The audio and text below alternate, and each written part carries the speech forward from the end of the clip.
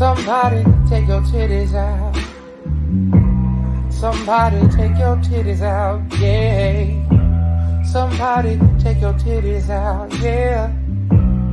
No. Somebody take your titties out. No. Oh, yeah. Sucking titties, I know, yeah. I know. Yeah. Let me suck them titties, baby. No, yeah. Let me suck them titties, baby. Let me suck them titties, baby. I know. Suck them titties on the west side. Suck them titties on the breast side. Best titties I ever had. Oh, let me suck them titties right now. From the night turning down, girl. Suck one, maybe two. And then your boy gone. Yeah. Let me suck them titties, baby. Oh, yeah. Let me suck them titties.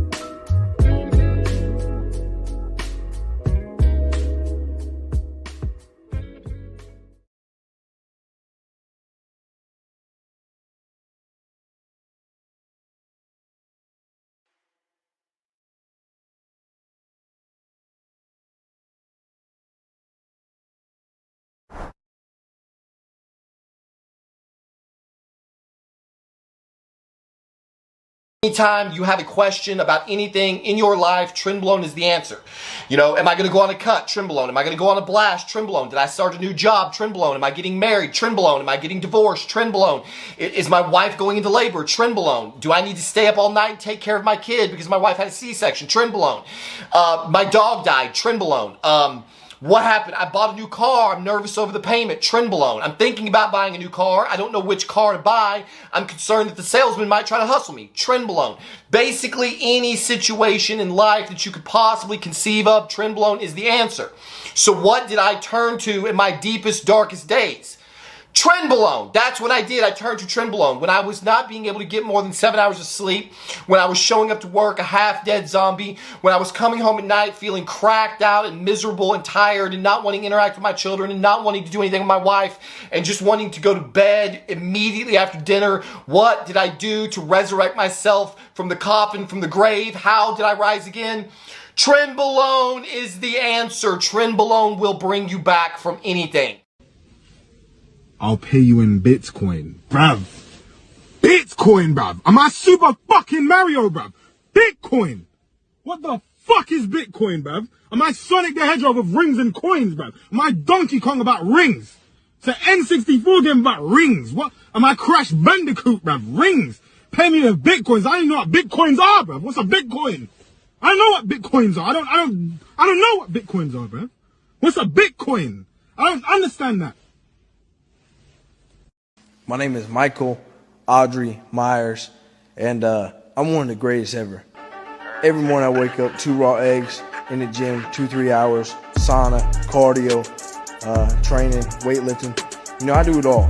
I cut off all distractions. Look right here. Sent to me about 4 or 5 minutes ago before the interview. Look at her right here. Look. She talked about it coming to Miami, Annabelle. Talked about coming to Miami. Left her on red. I ain't coming to Miami. I'm working. Everybody always asks me, you know, how do you get there? When they see you, they're running across the building. They're running down the stairs. They're running across the parking garage. They're in their car, they think they're safe, you're already there. How do you do that? Work ethic. Nobody working like me. Nobody. Pennywise talk about, oh, I'm big time. You living in the sewer. My condo $4,800 a month. You not moving like me. You know what I'm saying? You heard the four greats. Michael Jordan, Michael Jackson, Michael Phelps, Michael Myers. That's me. Thing. Sometimes you gotta cut family members off, bro. If they don't see your vision and they don't align with it, you gotta cut them off. I called my grandmother today and I told her about Forex, and she said, well, what do you want me to do? And I'm like, I need you to join, Grandma. If you join right now for the low price of $355, we can be millionaires by next year. And she like 96, so she might not even see 97, but the thing is, it's like, she didn't believe in me, bro, because she said she only had $200. I had to cut her off, bro. That's what Forex is. I was shot. Oh, I didn't even realize, okay? Because they don't develop a bullet that's strong enough to kill me, okay? That's what the Secret Service were telling me in the ambulance ride. They said, sir, we've never seen somebody with a skull so thick. I'll tell you what, I'll tell you this much. I'm never doing a rally in Detroit ever again. Not again. You know, I don't think Biden could take a shot like that. No, I don't think he could. No, I'm not saying I want him to. I'm just saying I don't think he's strong. I think I'm probably inducted into the Hall of Fame of Greats. Probably, you know, like Ronald Reagan or Teddy Roosevelt. Some are even comparing me to 50 Cent, okay? Who's probably now, let's be honest, 75 cents or $1 now under Joe Biden. The pain was really nothing at all. I took about 4 Advil and an ibuprofen. I felt just fine, actually. And I want to say I saw the shooter, and frankly, he's a loser. Okay, he looked very sad. He looked... All I ever do is eat, I just keep digging my back. Order triple meat with shrimp fried rice. Kiss me in front of the stove. Every meal comes with a snack, Coca-Cola with light ice. All I ever do is eat, I just keep digging my back. When it comes to cheese, need extra slice. All I do is eat, followed by something sweet. Collard greens with chicken, make it jerk.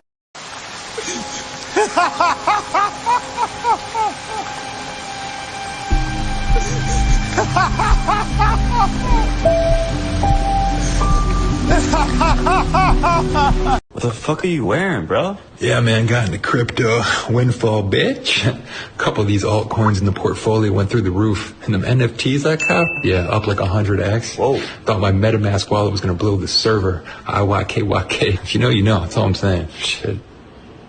It all tanked, bro. Some whales must have swam through. Rug pull on the NFTs. Market's on a downswing. ETH's dropping like a landslide. I'm hurting, baby.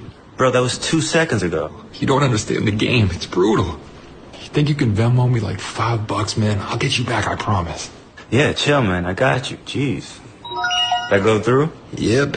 Took those $5, threw it down on a meme coin, a little gaming token I heard about on Reddit. Just did my research. Do your own research. It's not a big deal, so back to the moon. Hodl on this one all day. Oh, boy. You think you can Venmo me another 5 spot? Don't gamble. Oh yeah, don't gamble money that you can. Man. I mean, unless it's a lock.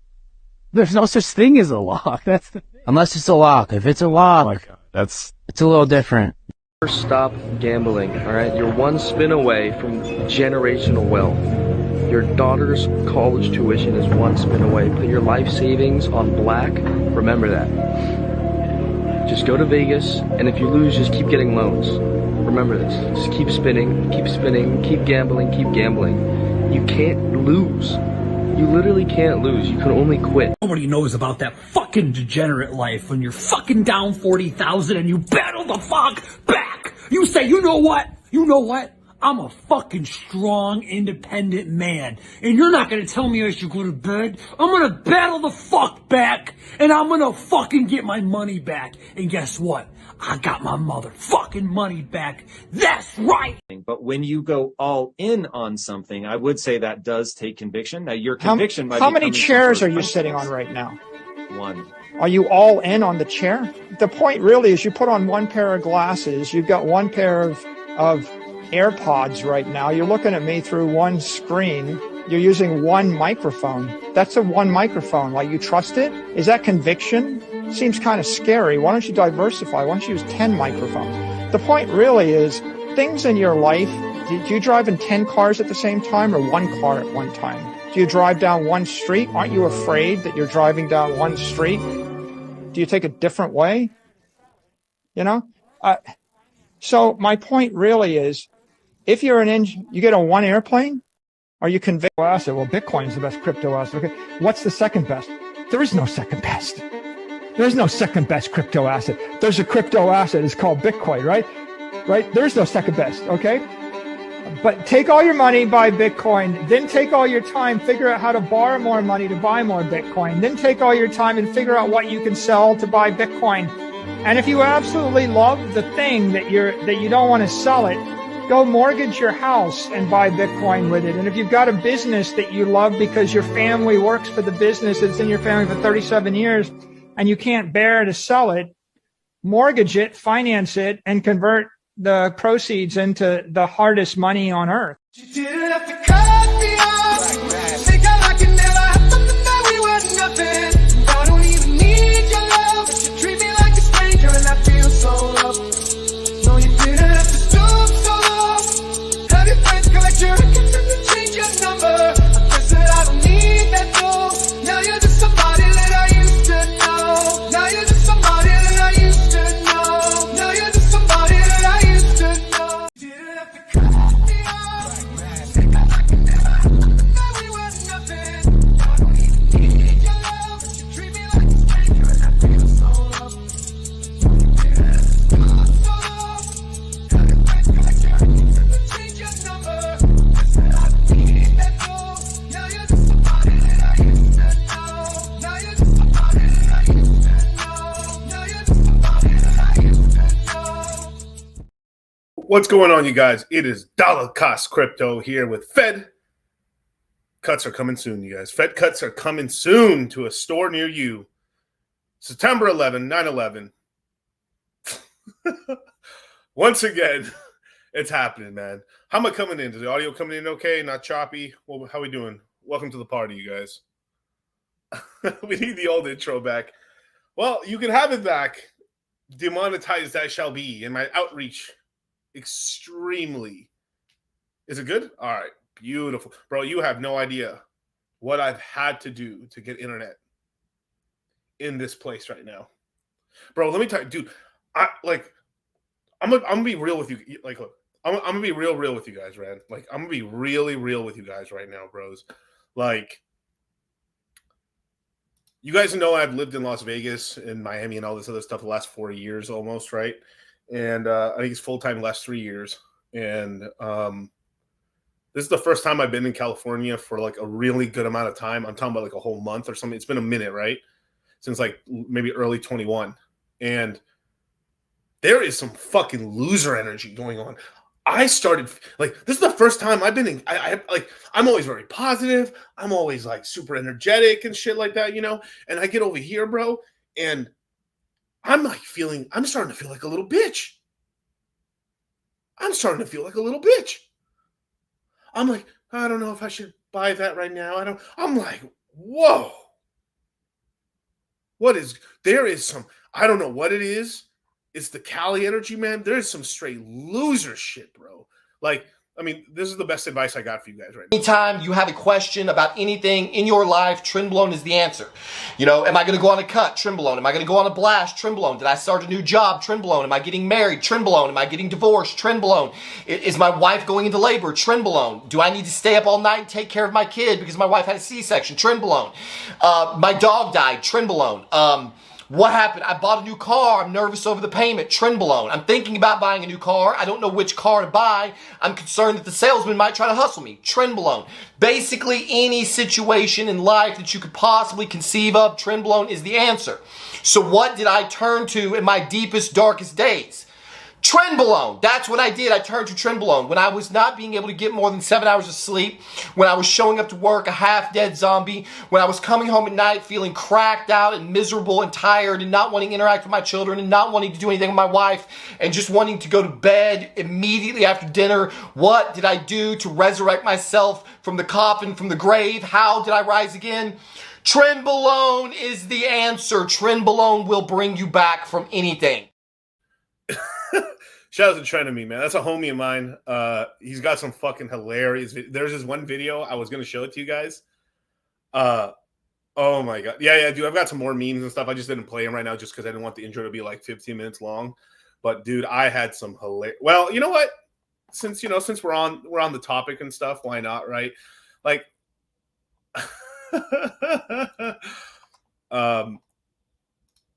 there's days where I've literally probably done this and stuff. Like, this is legitimate. I want you guys to know that this is not completely wrong. Like, you guys got to get on my level, man. Bro, are you serious? A monster after you just had 2 coffees? Bro, shut the fuck up, all right? You want me to get active today or what? We're at a fucking bar right now. Where did you even get that? What did you get? Let's go. You know what time it is.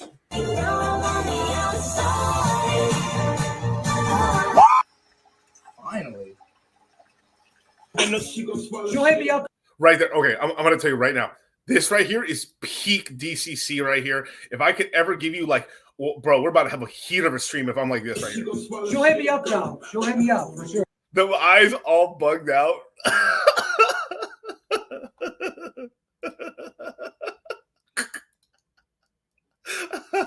She'll hit me up now. She'll hit me up for sure. Yo, you want another vodka Red Bull? Yeah. Anything, I'm going to Starbucks.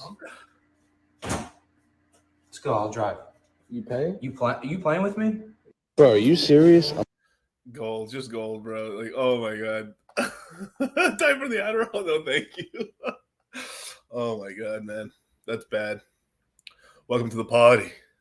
I'm off the mall, going to lean. But for people who don't know, this stream is about the Fed rate cuts. Jerome Powell today, about roughly 6 hours ago, went live and basically said that they're not going to cut rates for this Fed meeting. I did give it like a 50-50, whether it's going to be this meeting or September. And basically, he's pretty much alluded that they are going to cut rates. If you guys want like a too long didn't read, they're going to cut rates in September. It's like a 90+% chance they're going to, as long as current criteria steps up and stuff like that. So, yay, we're finally going to get some rate cuts. It's looking like we're probably getting 2 rate cuts this year. So I'm suspecting the first rate cut's going to be about 50 basis points, 25 to 50 basis points, more leaning towards 50. And then depending on how the market reacts, they're probably going to go 25, or just go another 50 and then do 25s all next year, basically. So we should, as long as things don't get too fucking crazy, we should get about 100 basis points this year and another 100 next year.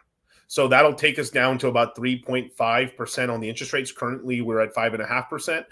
That is quite significant. It makes housing much more affordable, but it also, I believe, is going to cause for anyone who's in the Citadel, you guys know I talked about this. I went into great detail in there and stuff like that. This is why you don't miss the Citadel, bros. Because I couldn't stream, I was doing unrecorded AMAs in there, and I got to answer quite a lot of people's questions. And we talked about portfolios. We talked about all the stuff I can't talk about on YouTube, you guys. All the stuff I couldn't talk about on YouTube, I talked about it here. Now, they're cutting cut rates, and they do better. So, like you're 100% right. They're cutting rates before the election, of course, right? Kamala Harris. And for people who don't know what's going on with there, basically it seems like what happened was the Democrats pretty much forced Biden to not run for re-election, but also not exit the presidency, which I think is the best move because let's be honest, like if he I'd rather have a zombie of Biden running the country because if Biden were actually to step down, Kamala Harris would become president.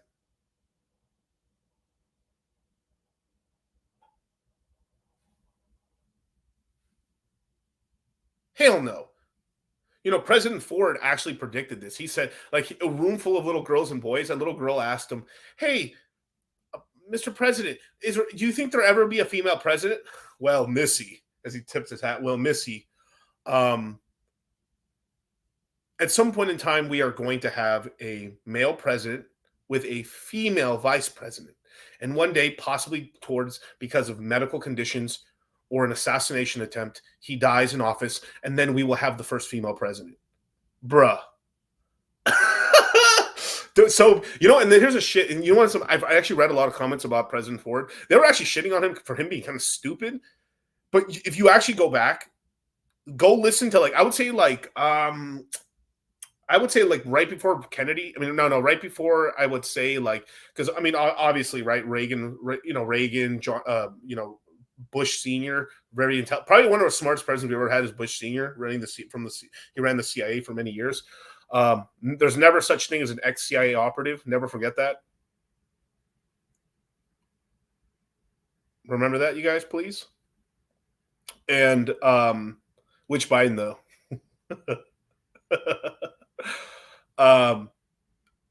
Yeah, y'all join the Citadel, man. I'm telling you, man, bro, it's worth it. It's totally worth it, man. We talked a lot of stuff. There's stuff in, like, on you. I just can't talk about on YouTube that I can talk in there or in the crypto mindset course.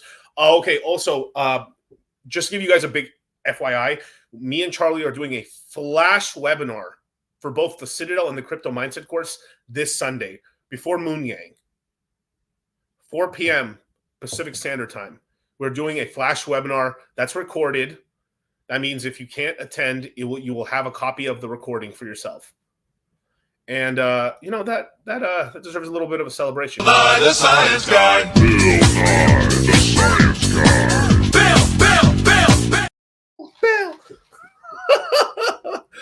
Oh. You know, that's some sad shit. You know, the kids' attention spans are so short. How can I possibly make them pay attention? Nye, the science guy. Bill Nye, the science guy. Bill.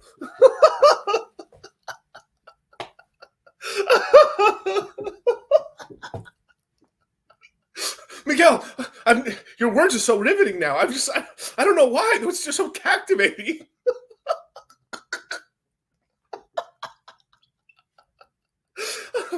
Oh, fuck, bro. Oh. One good thing is, man, I've been keeping the workouts out, man. Fuck, man, I'm strong. I'm getting strong, son. Getting that dad strength now. If you join the Citadel today, you will get access to it. Yep, Eduardo. Definitely. I'm going. So we have the team working double, because every time we announce I like to announce these things because some people want to get in. Also, gives enough time for it to get through all the members. You know, because everyone's in different time zones. We've got roughly maybe 25% of our subscribers are in Europe and in Europe, UK, Australia, that part of the world, Asia, and then the rest, more stateside. More normal time and stuff. Yeah, free Cream the dream. Shout out to Cream, brother. Like, damn, man, this, you got to be careful traveling with guns and ammo, man. Damn, son, that's crazy. I have no idea what he was doing on the island. I'm pretty sure he could have very easily flown into if it was a layover. I don't know the whole situation, because I just woke up. I woke up today a little late and stuff. Went to visit my son, and then I look on Twitter and I'm like, what the fuck is this? So no one should be jailed, especially if he wasn't doing nothing illegal, right? But that's crazy. Insanity. It does look like the community is very pissed off at him. I had no idea the community is very very, very. But my God. Bill Nye the science guy. Cuatro Cinco, baby. Cuatro Cinco. Dude, this one kills me right here, bro. This meme right here, bro. I'm not lie to you guys. This right here, Forex. Dude, these Forex guys, the biggest scammers in the world, next to, like, not throwing like Nigerian jokes here and shit like that, but like, god damn, these Forex guys are fucking thing. Sometimes you gotta cut family members off, bro. If they don't see your vision and they don't align with it, you gotta cut them off. I called my grandmother today and I told her about Forex, and she said, well, what do you want me to do? And I'm like, I need you to join, Grandma. If you join right now for the low price of $355, we can be millionaires by next year. And she like 96, so she might not even see 97, but the thing is, it's like, she didn't believe in me, bro, because she said she only had $200. I had to cut her off, bro. That's what Forex is. That's not how you pitch, man. This is how you pitch. You buy this for $39.99. Guess what, folks? You take the L away. You put a W there, baby. You're a winner, man. You're the real deal. You're picking up chicks. Let me tell you something. You buy this set at $39.99, baby. You're the cock of the walk, man. You walk into the bar and you just find the hottest chick and you go, you, me. Guess what? She says, why would I go out with you? Because I bought the deal on Wild West Deals for $39.99. That's why. She says, can I go home with you? That's how simple it is. That's how it works. That's what this set brings to the table. Because you know what she sees? She sees a man who knows what he wants. She sees a man who says, good deals don't get by me, baby. I move. I act quick. I act now. I go to wildwestdeals.com. Boom. That's why you're hanging with chicks all night long. That's why you got guys like Michael Jordan calling you, wanting to hang out with you, baby. Because you bought it for $39.99. Dude, I legitimately in my life, I have only met 6 or 7 legitimate Forex guys. 2 of them, which didn't really understand, they didn't even call themselves Forex guys. They were mostly trading dollar to peso. The 2 successful guys I know in Mexico who actually made money in Forex, both of them were ex-guys that worked for banks that helped basically trading between dollar and peso. And were now working for themselves. One lived in Mexico City, the other one in Guadalajara. The other guys, one was from New York and the UK. There was New York, they were all from New York and the UK, from London. Bros. And they all were ex-guys that were working for fucking major banks or major financial institutions. 2 of them were still working there. The other 3 were just working for themselves, but they had previously worked there already. So what are we talking? You know what I mean? Like, come on, like, bros. Like,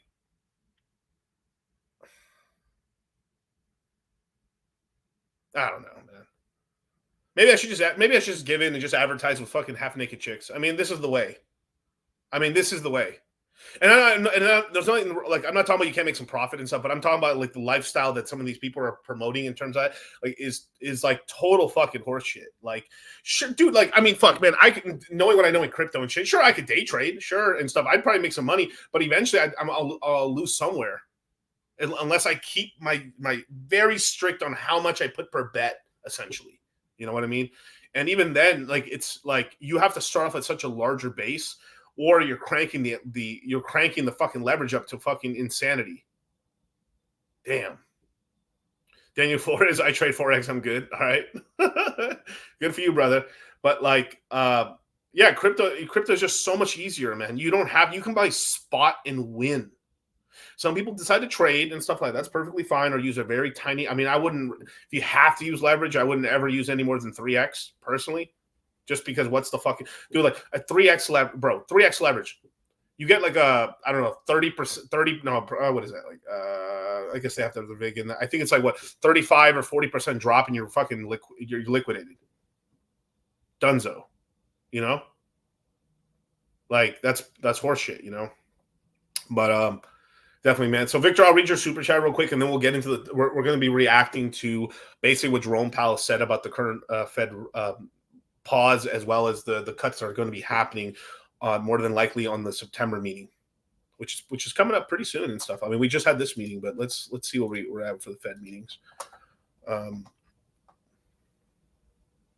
Yeah, the wars and the thing. I mean, look, I've said this before in the past that they tried, like the Fed just tries to stay kind of neutral. If they're going to cut, they'll do whatever they can to help the next person.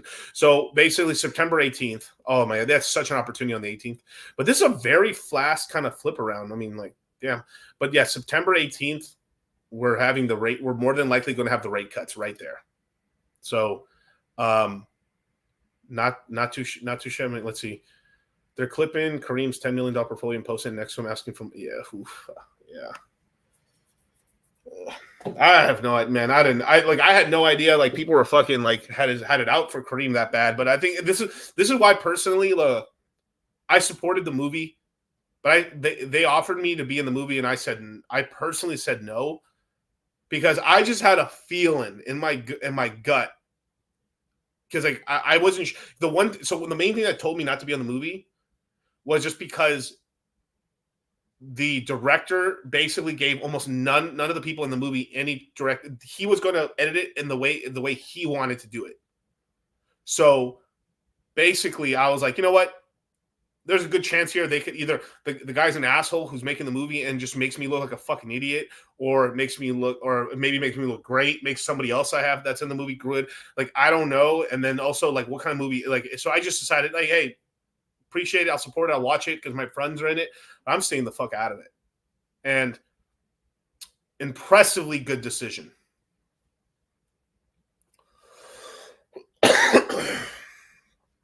Yeah, karma. The karma date. What's happening with Fetch is still dipping? Yeah, it's just going sideways. I think the last I looked at it, it was like 133. You probably can get into it now. It's pretty much safe. If we do get a bit bigger of a dip, you really buy under you. The closer it gets to $1 or below $1, the more you DCA. But yeah, man, it's just like it's like we filmed like, so we missed out on, in terms of scheduling. We missed out on South by Southwest just because of scheduling, because me and Charlie were traveling. So the good thing is that we have a movie in the, like what the movie we've made recently with the horror movie, that's complete. It's being edited, it's being enhanced and stuff. And then we have the luxury of launching it when we want to and promoting it. And we can cut stuff off that I don't want, or they don't want, or we think, oh, you know, after watching it 10,000 times, let's put this and let's put that, you know? Punkes on Univision. Oh, fuck off. That's funny. What about Phantom? Did you talk about that already? Not yet. I mean, I like Phantom. I've been buying the dips on it and stuff like that. It's just you need Ethereum to start ramping up. We finally had the first positive inflow day on Ethereum. Like I've said, just like with Bitcoin, right?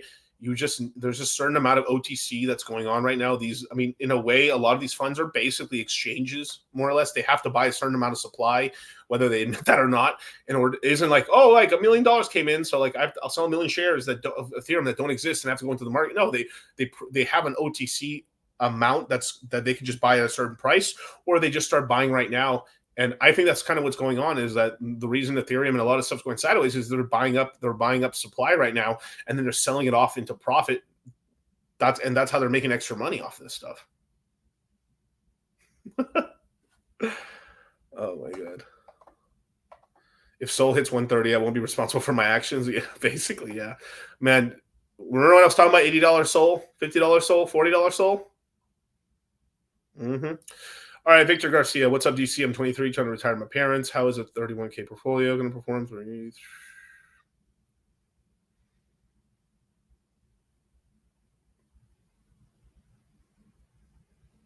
Should I sell ETH for Sol? No, just start adding to Sol. I mean, the thing is, 3 Ethereum is solid. I wouldn't. That's a good anchor. If for some reason later on there's a really big, like, you don't sell the Ethereum unless you really have to. I would just mostly focus right now on, get that fucking Sol bag if you really need it, if you really want it, and get it now. You know, start doing that and stuff like that. I know you're probably trying to get, if it's that big of a deal and you're trying maybe just 1 ETH maximum, and that's about it. And then from there, that's the way I'd play it, brother. Don't get rid of all your Ethereum. I mean, a lot of people learn that the hard way. And this flash webinar that me and Charlie are doing on Sunday is basically it's going to be a bit of a reminder class on like how to, at what point to stop DCAing to something and move it along, and what asset. Like I mentioned this really recently, like Gala. Like right now, Gala's in the shitter. You just buy, like right now, you can buy a lot for nothing. Just buy a bag, done. And if Gala does anything, it's a nice payday. And then don't keep DCAing. At no point you're like, you know, like right now it's like a great DCA point. It's like 2.3 cents. Last I looked, maybe it's 1 point or maybe 3 cents, right? Get a couple 10,000 of the coins, 100,000 of the coins, and fuck off. Cool, got a bag. Now this thing goes back to, even if it only goes to 40 cents, 60 cents, that's a nice payday. Put that away, you know, and that's it. And that's it. You know, there's other coins where you can keep DCAing, but like at some point you got to stop, done, keep it moving. You know what I'm talking about? And that's what it is, right? And we'll talk about those plays, right? Like some of you guys like, oh, man, like right now you guys are getting the opportunity to buy your Illuvium bags. And then at a certain point you hit a certain level, like you've hit like a round number that even though you're not supposed to, but you hit a round number. Say you hit that 100 mark. Fuck yeah, I've got 100 now. I'm going to chill. I'm going to move my DCAs over here, and that's totally okay. The thing is you don't want to sell bags right now because we know this is the local lows right now. Why would you dump the bags now before dump them when you have some profit? What's the point of selling now? There's no point in selling anything right now unless you have to reallocate just because something's really out of whack, which I understand, you know. One drunk man is more intelligent than 3 women with PhDs. Thank you so much. That's the Thank you so much. That's the thing. Thank you so much. That's the thing. Miss. There was some guy wearing a Punkei mask suit. Yeah, I saw that. They were basically running a contest to see if someone would run in a Punkei suit onto like a soccer field, and they pay him like 10 grand or some shit. Like, yeah, Bryce is right. Like, you always tend to give it right before you break through. It's true, man. I mean, this is why I play this meme jokingly, of course, but there's a lot of like, there's a lot right here. Stop gambling, all right? You're one spin away from generational wealth. Your daughter's college tuition is one spin away. Put your life savings on black. Remember that. Just go to Vegas, and if you lose, just keep getting loans. Remember this. Just keep spinning, keep gambling, keep gambling. You can't lose. You literally can't lose. You can only quit.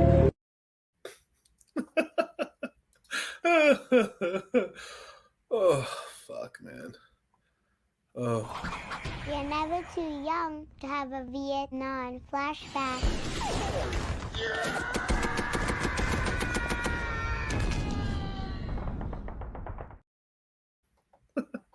Woo! Shout out to Sal, the crypto fool. I finally bought into the Citadel. I think it's time to settle down now. 3 years later. Bro, what?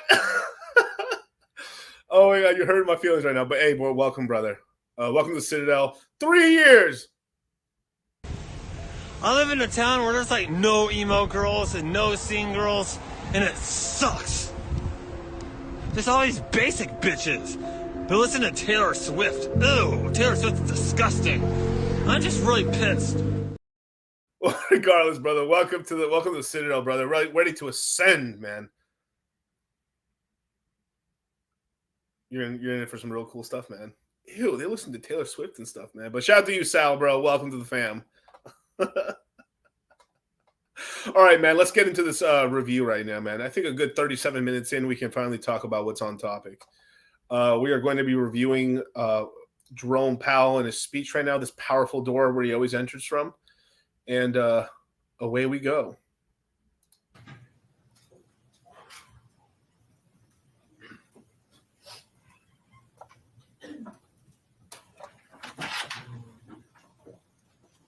Oh, a woman opened to this time. Mela.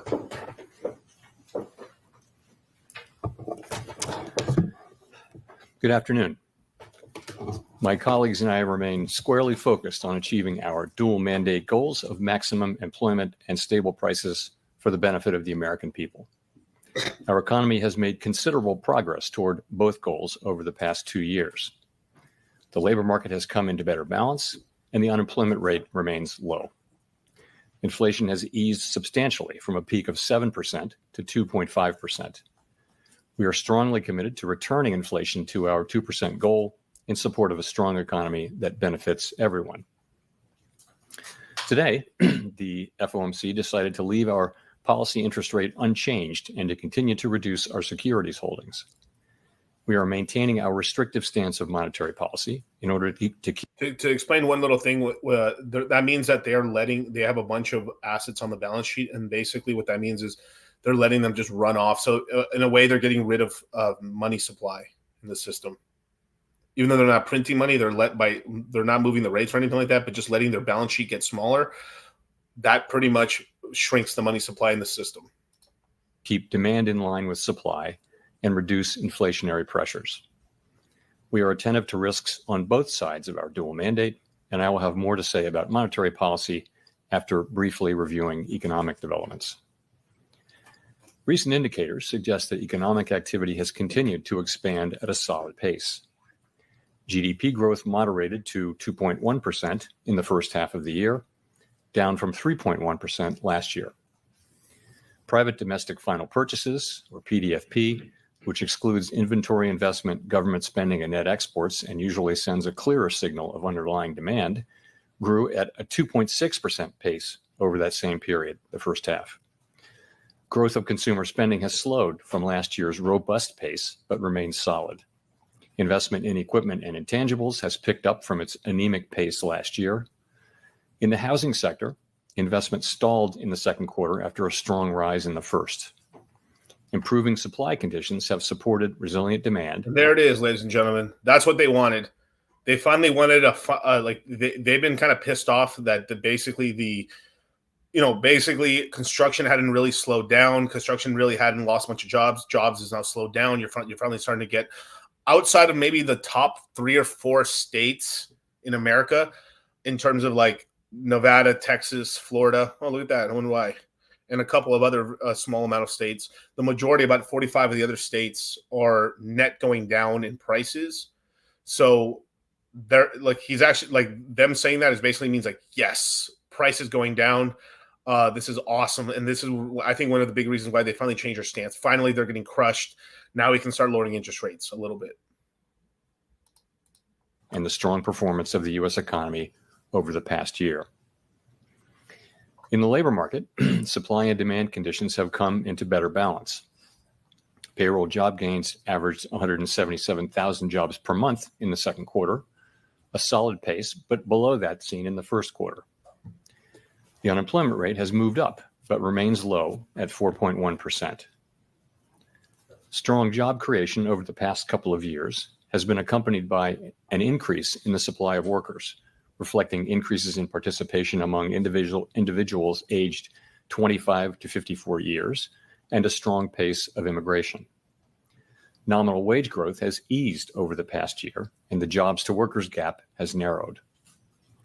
Overall, a broad set of indicators suggest that conditions in the labor market have returned to about where they stood on the eve of the pandemic, strong but not overheated.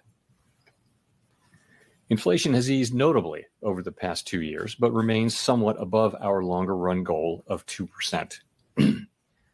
Total PCE prices rose 2.5% over the 12 months ending in June.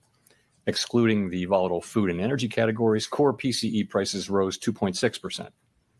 Longer-term inflation expectations appear to remain well anchored, as reflected in a broad range of surveys of households and businesses and forecasters, as well as measures from financial markets.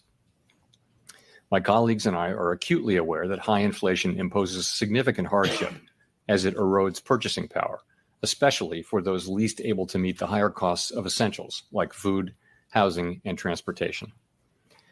Our monetary policy actions are guided by our dual mandate to promote maximum employment and stable prices for the American people. In support of these goals, the committee decided at today's meeting to maintain the target range for the federal funds rate at 5.25% to 5.5%, and to continue reducing our securities holdings. As the labor market has cooled and inflation has declined, the risks to achieving our employment and inflation goals continue to move into better balance. Indeed, we're attentive to the risks to both sides of our dual mandate. We have stated that we do not expect it will be appropriate to reduce the target range for the federal funds rate until we have gained greater confidence that inflation is moving sustainably toward 2%.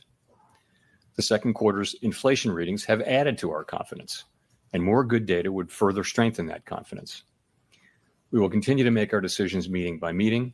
We know that reducing policy restraint too soon or too much could result in a reversal of the progress we have seen on inflation. At the same time, reducing policy restraint too late or too little could unduly weaken economic activity and employment. In considering any adjustments to the target range for the federal funds rate, the committee will carefully assess incoming data, the evolving outlook, and the balance of risks. As the economy evolves, monetary policy will adjust in order to best promote our maximum employment and price stability goals. If the economy remains solid and inflation persists, we can maintain the current target range for the federal funds rate as long as appropriate.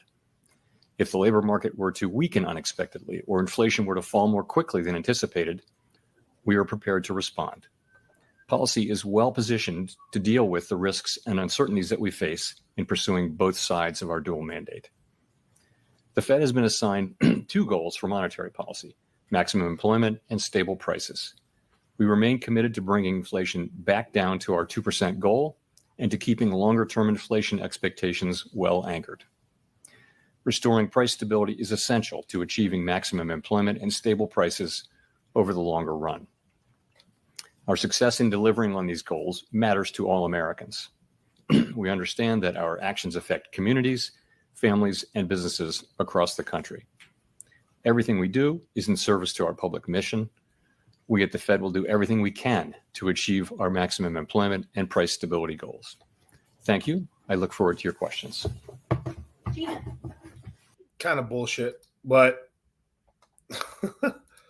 it's kind of bull. And what he's saying is a little. I mean, obviously, they're basically happy that the economy is doing shitty for the most part. People in real estate are starting to lose jobs. Finally, the real estate prices are coming down, and inflation is starting to slow down. It's not the same level of 2021 and 22, but maximal employment. Well, their actual mandate. The only mandate they care about is that they still have the ability to print dollars. And hyperinflation is risky for them. So for them, they would rather crush the economy by increasing interest rates in order to protect their ability to print money. That is actually fuck the rest of the shit. Their real mandate is to protect their ability to print money. That is the real mandate of the Federal Reserve. Fuck you and fuck everybody else that gets in the way of that. And that's basically what it is. So if they had to choose between our jobs and the economy, they would send interest rates 10%, 17% if it meant that the dollar would maintain a certain amount of value so they can print without getting in trouble. Because what happens is when they hyperinflate, they lose control, and then they basically lose functioning as basically this fake entity that they pretend to be part of the government, which they're not. My God. The used car market's fucking plummeting again, as it should, realistically. Teslas are the worst shit in the aftermarket. Big W. In reality, the economy's ass. Food prices have doubled.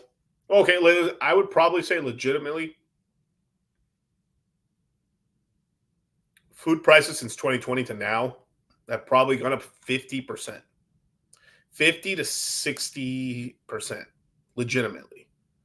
On average. There is some things that have literally doubled in price or more, but not everything has, right? But food has gone up a lot. Rent has steadily been climbing because basically what's happening is people can't buy. So people who are renting out properties, essentially, there's more people trying to rent properties out. So it's kept rents high and they've been able to increase them. But the good thing is now that prices are starting to come down a little bit, you are having rents. The rents aren't really going up anymore. And in a lot of places are starting to come down. Yeah, consumer spending is low right now. I found this really funny. World sales of champagne has fallen 15% because there's not that much to celebrate. Damn, the clubs are hurting right now, bro. That 15%, I can assure you it's nightclub sales. I promise you. Do you think that's why retail hasn't FOMOed into crypto? Retail's retarded. Hey, I'm sorry to burst your bubble, you guys. Retail, for the most part, are retarded. It's shocking, I know. But yeah, I mean that's what it is. They're just stupid. They buy high and they sell low, right? And then I know a lot of us have tendency to sell right now too and stuff, and that's a different and fuck, man.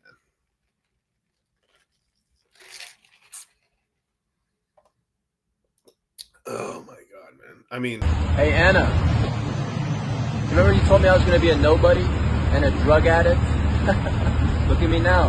I got a nice car, looking good. Oh my God.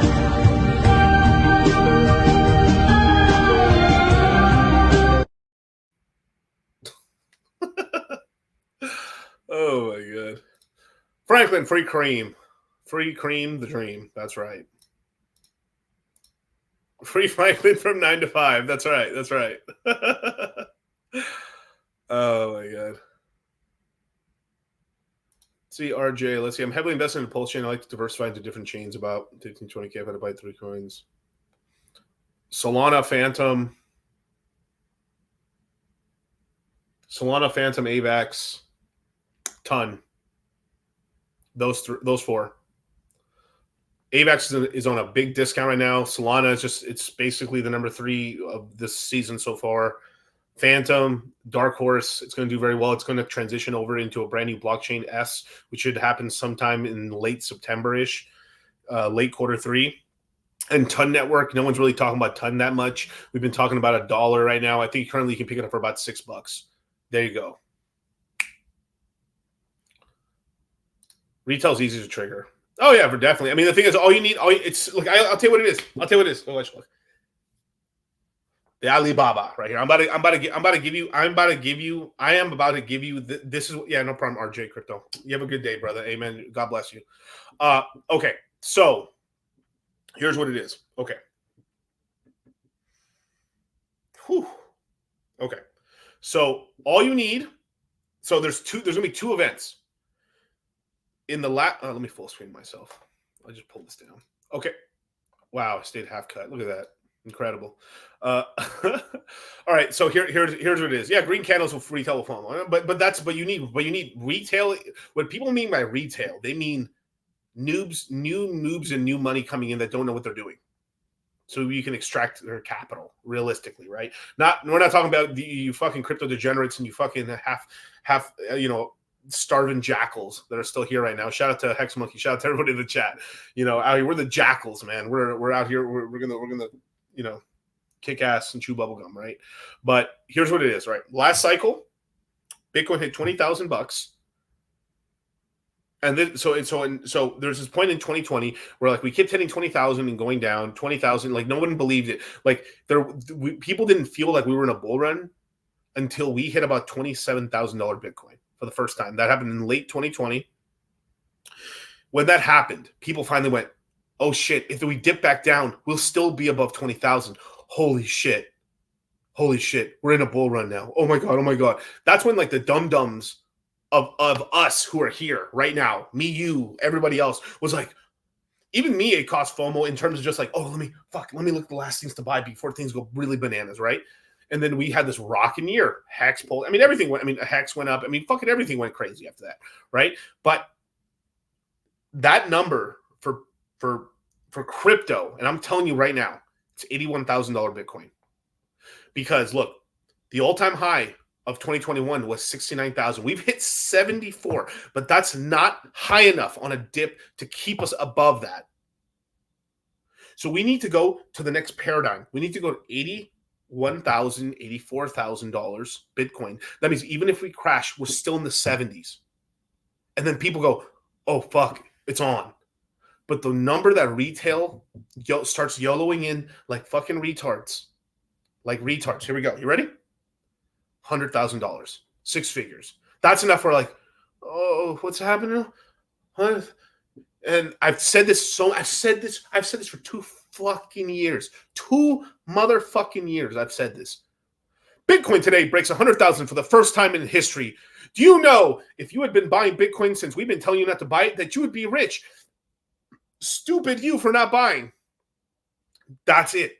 So all the people that are here today, we'll really start following more at $84,000 Bitcoin, because then we'll be like, oh my god, I gotta get stuff. Oh my god, that's the high. Oh my god, 100,000. The retail starts going like, Bitcoin just broke 100,000. Oh my god, like fucking inflows for Bitcoin will go like yoing. Ethereum inflows go. Whoa. I mean, they'll start talking about Solana ETF, which me and Charlie are some of the first people talking about that. XRP ETF, Dogecoin ETF. ETF cycle. So I've coined. Yeah. They only want it to look like a lock, but can't stomach risking for mortgage. Exactly. They want a for sure thing. People act like females. Like they act like females. They want to wait at the finish line and fuck the winner.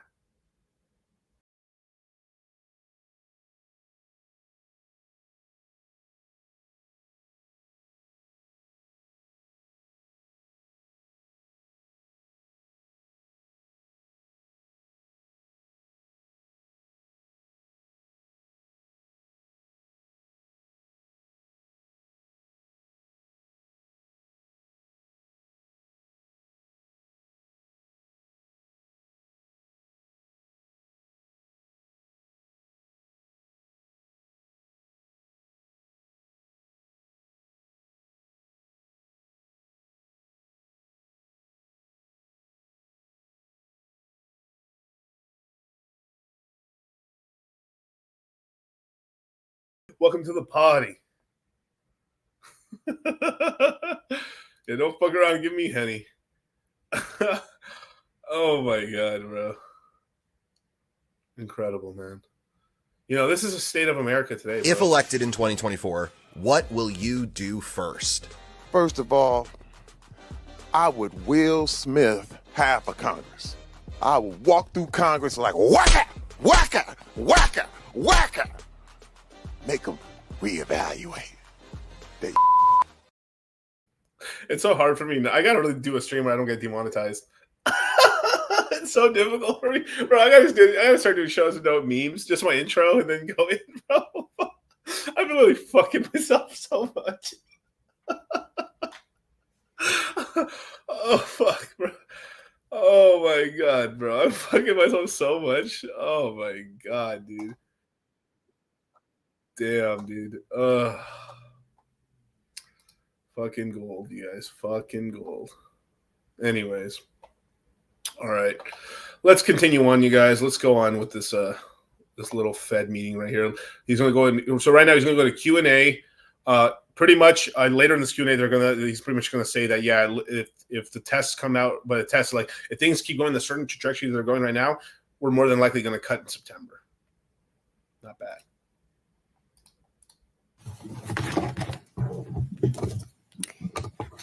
Gina Smilik from the New York Times. Thanks for taking our questions. Markets pretty much entirely expect a rate cut in September at this stage. I wonder if you think that's a reasonable expectation, and if so, why not just make the move today? Thank you. So on September, let me say this. We have made no decisions about future meetings, and that includes the September meeting. The broad sense of the committee is that the economy is moving closer to the point at which it will be appropriate to reduce our policy rate.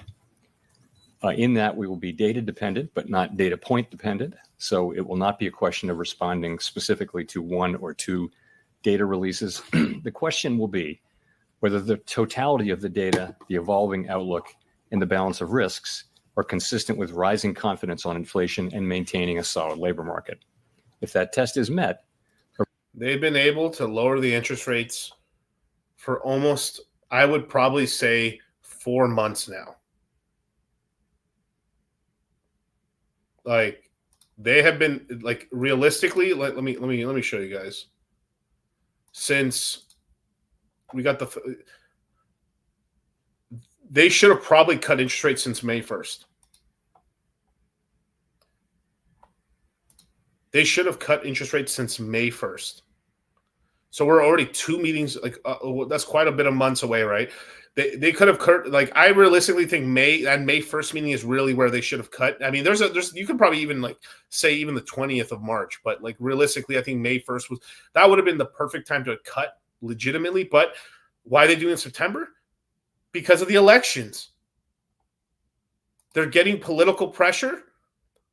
They're getting political pressure from both Democrats and Republicans, both sides of the aisle, saying, yo, you know, we really respect you, brother, but what the fuck's a Bitcoin? You know what I'm saying? Like, I'll pay you in Bitcoin, bruv. Bitcoin, bruv. Am I Super fucking Mario, bruv? Bitcoin. What the fuck is Bitcoin, bruv? Am I Sonic the Hedgehog with rings and coins, bruv? Am I Donkey Kong about rings? It's an N64 game about rings. What? Am I Crash Bandicoot, bruv? Rings. Pay me with Bitcoins. I don't know what Bitcoins are, bruv. What's a Bitcoin? I don't know what Bitcoins are. I don't know what Bitcoins are, bruv. What's a Bitcoin? I don't understand that. Bruv. Like, what the fuck's an interest rate cut?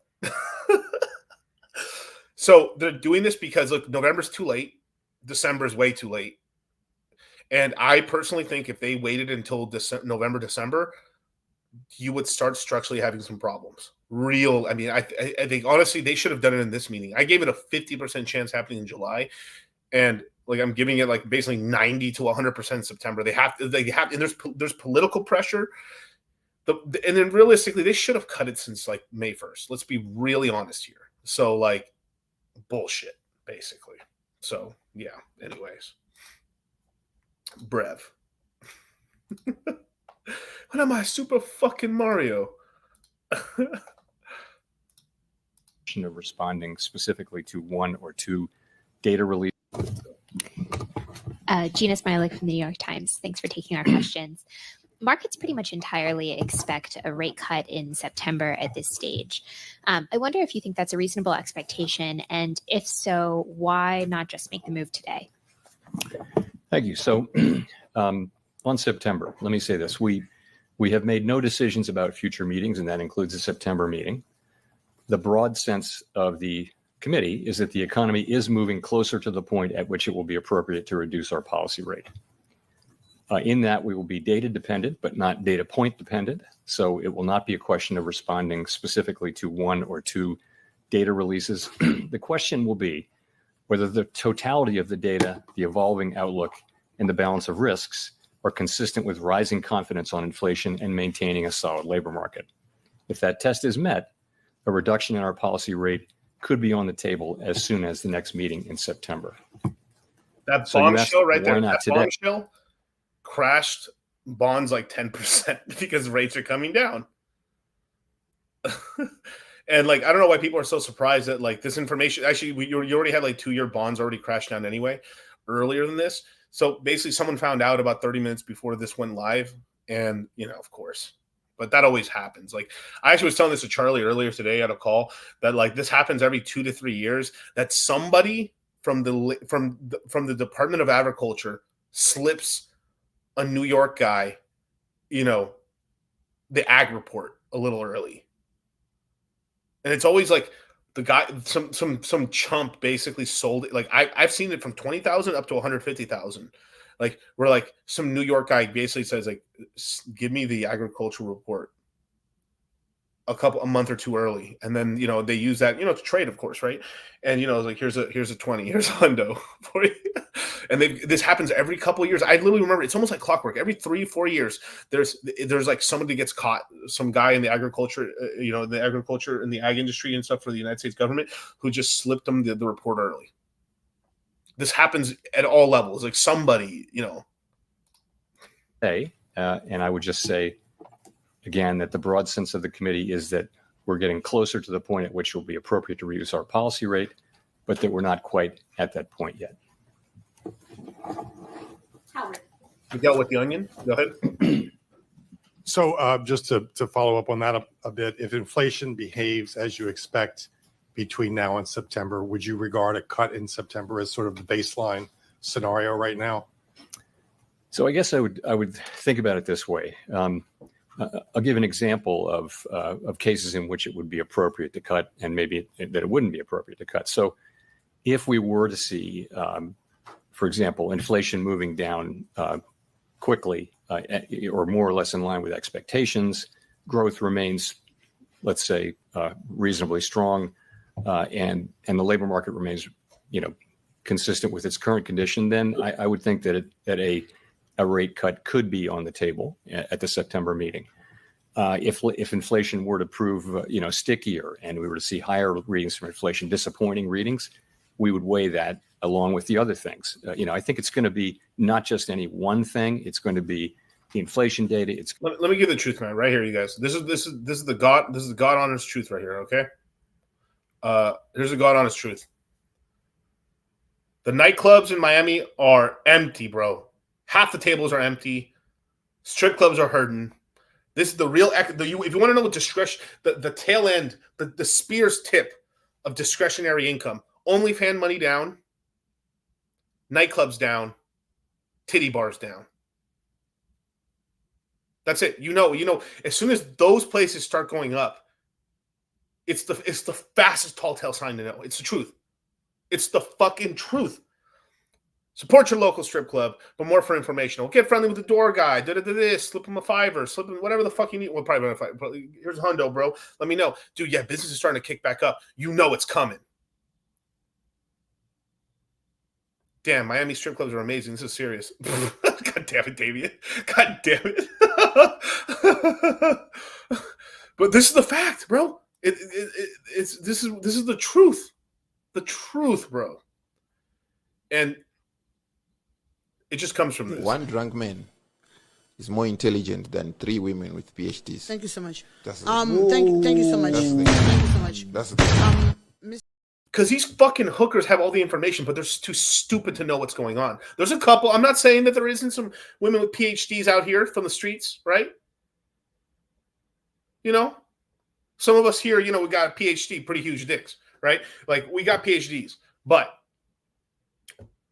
the fact remains that one drunk man at a titty bar can more accurately figure out what's going on in America than you can with the fucking NBA.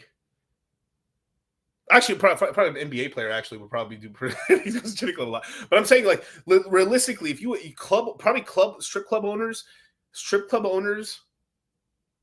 probably got more of a pulse on what's going on in America. As long as it's a club, if in a huge metropolitan area where, like, it isn't some random thing where, like, they're just running a bad business, where like the Sapphire, the Sapphire, Booty Trap by the River, or whatever the clubs are.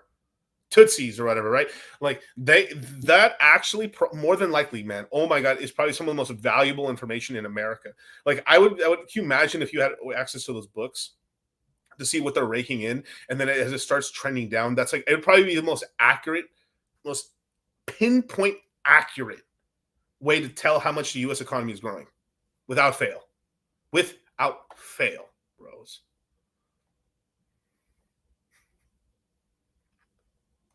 Bro, all these memes are so bad. I can't play any of them. Well, it's like, I guess I already fucked myself already. I already played that. Welcome to the party. Oh my God, bro. Anyways. Booty Trap by the River. That's right. Let's keep going. When ass always sells, but when it slows down, it's shit serious. I know, right? It's going to be the let's go back a little bit. A rate cut could be on the table at the September meeting.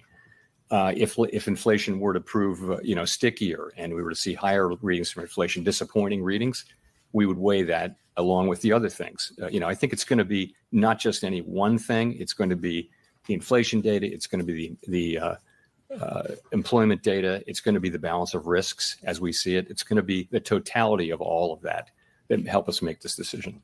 And just to follow up on that, specifically, in what ways right now, given all you've seen over the last few months in particular on shelter, on services, et cetera, in what ways are you not confident right now that inflation is on the way back to 2%? I think it's just a question of seeing more good data. We have seen the last couple of readings have certainly added to confidence, and we've seen progress across all three categories of core PCE inflation. That's goods, non-housing services, and housing services. So it's really just, we had a quarter of poor inflation data at the beginning of the year. Then we saw some more good inflation data. We had 7 months at the end of last year. We just want to see more and gain confidence. And as I said, we did gain confidence, and more good data would cause us to gain more confidence. Colby. Thank you. Colby Smith with the Financial Times. The March SEP pointed to 3 cuts in 2024 with core inflation at 2.6% and the unemployment rate at 4%. Since we're now at that level in terms of inflation and already beyond what was projected for the labor market, I'm just wondering if that rate path... Just to answer someone's question in the chat, Ricky Romero, doesn't lowering interest rates in September benefit the Republicans though? Well, in a way it benefits us all, but it's just basically so Kamala Harris can basically say the economy is improving under the stuff Biden did, yay, and me, and that's what it is.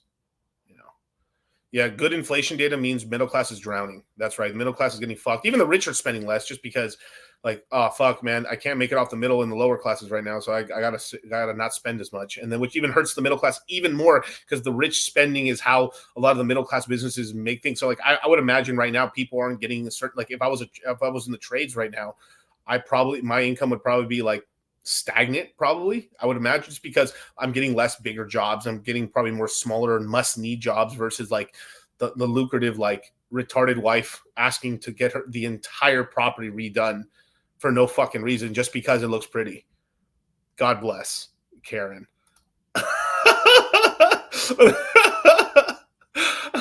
Oh, fuck, man. Thank you. Colby Smith with the Financial Times. The March SEP pointed to 3 cuts in 2024 with core inflation at 2.6% and the unemployment rate at 4%. Since we're now at that level in terms of inflation and already beyond what was projected for the labor market, just wondering if that rate path is back to being the best guidepost for policy rather than, let's say, the shallower one laid out in the June SEP. So I would just say really the path ahead is going to depend on the way the economy evolves. And I can't really give you any better forward guidance on it than that. We didn't, of course, do an SEP at this meeting. We will do another one at the September meeting. I would just say I can imagine a scenario in which there would be everywhere from 0 cuts to several cuts, depending on the way the economy evolves. And I wouldn't want to lay out a baseline path for you there today. I've said what I can say about September and about today, though.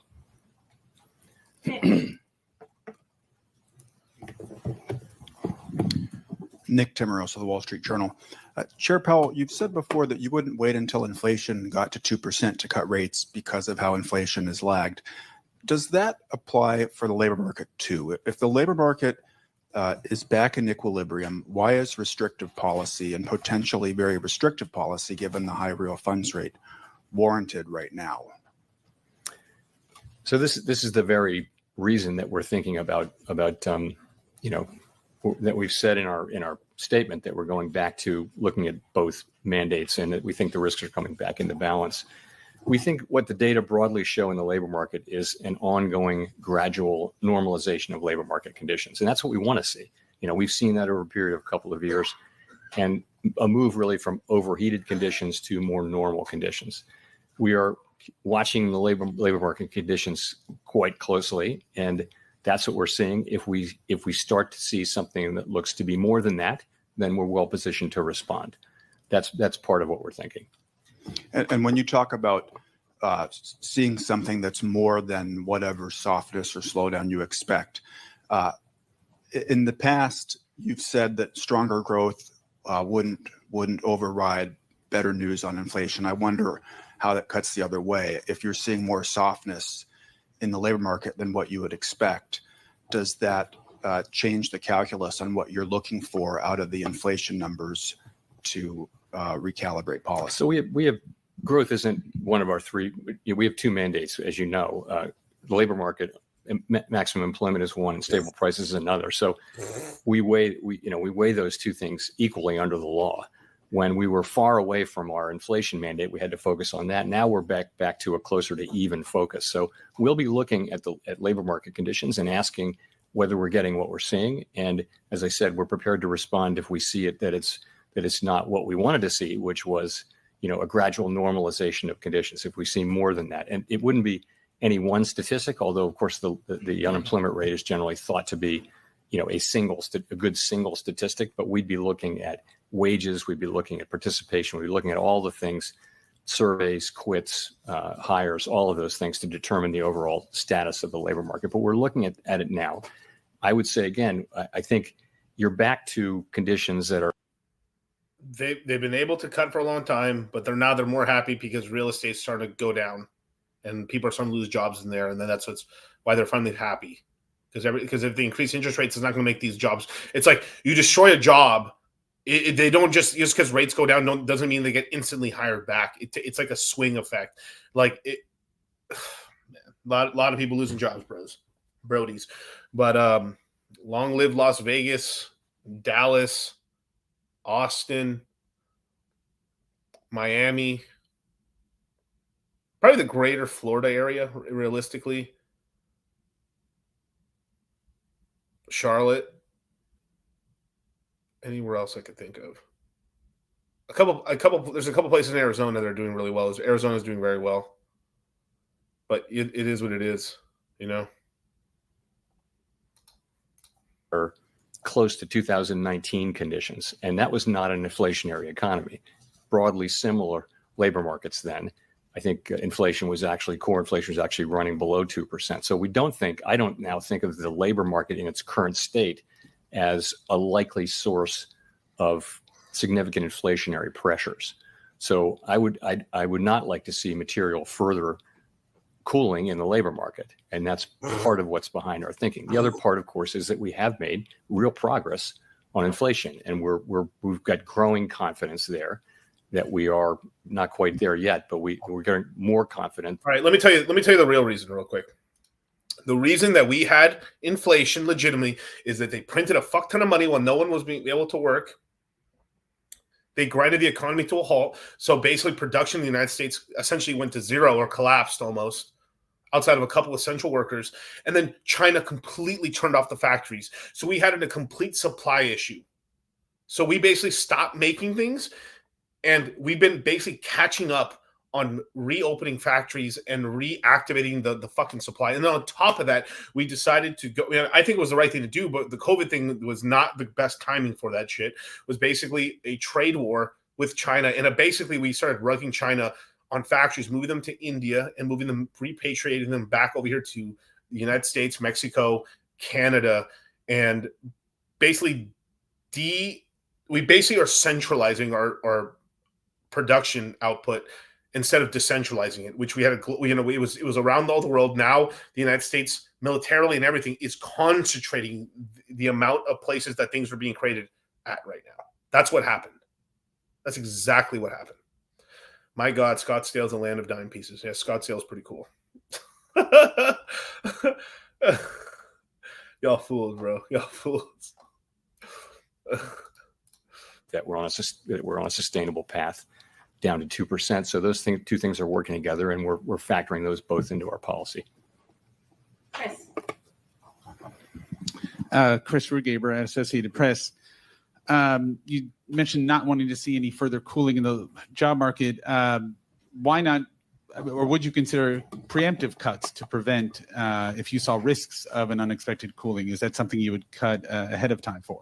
So I wouldn't say I wouldn't want to see any other cooling. It would be more of a material difference. If we'd be looking at this, and if we see something that looks like a more significant downturn, that would be something that we would have the intention of responding to. So in terms of, I don't think of it that way. I think of it as, we're actually in a good place here. We're balancing these two risks of, go too soon and you undermine progress on inflation, wait too long or don't go fast enough, and you put at risk the recovery. And so we have to balance those two things. That's the nature of having two mandates. And I think this is how we balance them. It's a rough balance, but it does feel like that. Again, the labor market feels like it's in a place where it's just a process of ongoing normalization. 4.1% unemployment is still historically low. And we'll just have to see what the data show us. So that low inflation number has been cooked for a long time, because basically they need to re-update it. So what it does is, if you've been trying to get a job for the past 2 years and you haven't been hired, you are counted as not looking for a job, and you're not a part of the numbers. So if we actually added, like everything, it's all government shit's bullshit. If we actually added people who are currently still looking for a job, even though they haven't been hired in the last 2 years, double the amount of the unemployment rate's at least 2 times larger. Now, you also psychologically have done something to both females and males, where you've allowed them to escape the workplace and go back home, and they remember, like, oh my God, this is what life is. I spent some people spend a year, 6 months, some people spend 2.5 years not having to go to an office and going like, holy shit, life is better. And the people who've been able to figure out have just basically gone kind of working for themselves from home. And that's what's happened. And just like Cultivate Crypto says, man, fuck your puts, fuck your calls. All I hear is when I listen to Jerome Powell. That's right. Good. Shout out to Charlie. That's what it fucking is. That's exactly what it is, And just to follow quickly, wanted to see what you thought of the recent JOLTS report, which did show gross hiring has come down even below 2019 levels. Layoffs remain low. So it painted a picture of a very static labor market. Is that sustainable in your view, or something that is worrying?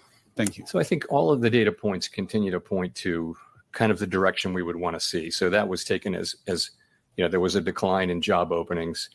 That was good. Today's ECI reading was a little softer than expected. So that's a good reading. It shows that wage increases are still at a strong level, but that level continues to come down to more sustainable levels over time. That's exactly the pattern that we want to be seeing. So I think the data we've been seeing in the labor market are broadly consistent with that normalization process. Again, we're closely monitoring to see whether it starts to show signs that it's more than that. Steve Leisman, CNBC. Mr. Chairman, back in March, you talked about cutting rates as a process, and in June, you talked about the idea that, well, one rate cut wouldn't do anything. So I wonder if you can sort of follow up on Colby's question. Oh, no, that's actually funny. Again, we're closely monitoring to see whether it starts to show signs that it's more than that. Steve from the county. Steve Leisman, CNBC. Mr. Chairman, back in March, you talked about cutting rates as a process, and in June, you talked about the idea that, well, one rate cut wouldn't do anything. So I wonder if you can sort of follow up on Colby's question. Talk about, are you weighing the economy right now in terms of its ability to withstand multiple rate cuts? Talk us through the process that you're thinking, or is it just one rate cut? Or are you in the process now thinking that rates need to be normalized here? Thank you. That's a good question. Yeah, I can't really. That is a great. What a great question. He's basically asking the question is, especially the back half of it, is like, what is normal rates to you? Like, and like I've said this before, like normal rates historically have been between 2 to 3%. Where it's still like you have to think about taking a loan out, but it's the fee is not that crazy, so it doesn't stifle innovation because like historically it's very weird that we had 0% interest rates. That doesn't happen. I think that people have done things like 4,000 years of banking or proto banking. There's almost never been this long of a period of 0% interest rate.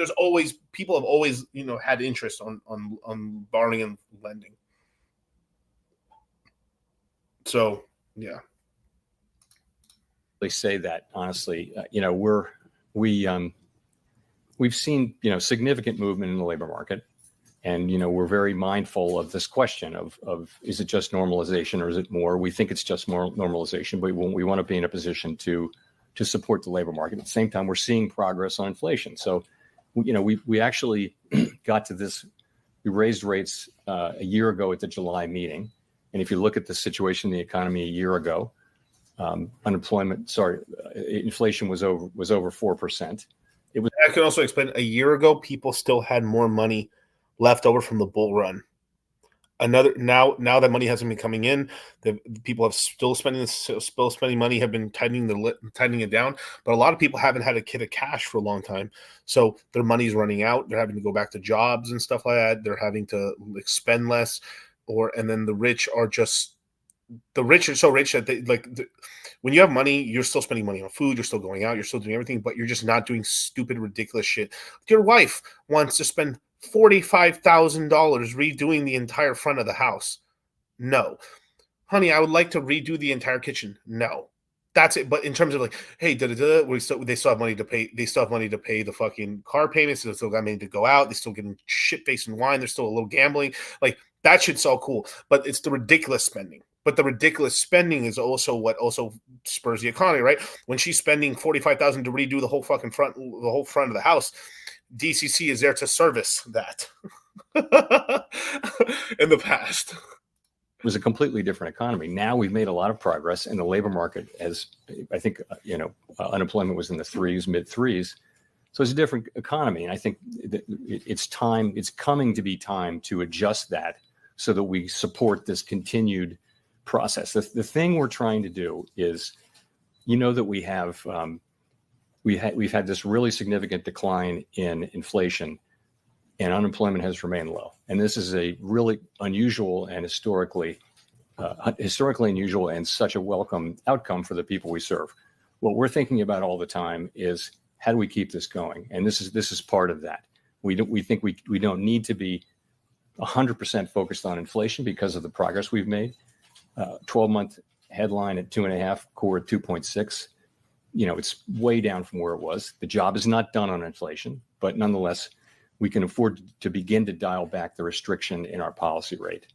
And I think we're just as part of a process. In terms of what that looks like, I mean, I think most rate, you would think in a base case that policy rates would move down from here, but I don't want to try to give specific, forward guidance about when that might be, because the pace at which it might happen, because I think that's really going to depend on the economy, and that's highly uncertain. Rachel. Hi, Chair Powell, Rachel Siegel from the Washington Post. Thanks for taking our questions. Rachel right here with Food Network. On inflation, do the past few months of good reports look like what we saw last year, where you really had a lot of momentum with a few bumps in between? Would you characterize that kind of momentum as back on track at this point in the year? Actually, what we're seeing now is a little better than what we saw last year. Last year, as we pointed out late in the year, a whole lot of the progress we saw last year was from goods prices, which were going down at an unsustainable rate, disinflating at an unsustainable rate. This is a broader disinflation. This has goods prices coming down, but we're also now seeing progress in the other two big categories, non-housing services and housing services. So, so the thing is, you got 1 quarter of that. We had 7 months of low inflation. You got 1 quarter of this. I would say the quality of this is higher, and it's good, but so far it's only a quarter. So I think we need to see more to know that we're to have more confidence that we're on a good path down to 2%. But as I mentioned, our confidence is growing because we've been getting good data. And things like the ECI report and frankly, the softening in the labor market conditions, give you more confidence that the economy's not overheating. American families are having trouble paying for their food, and they can't leave their jobs because they need money. It looks like an economy. God bless America.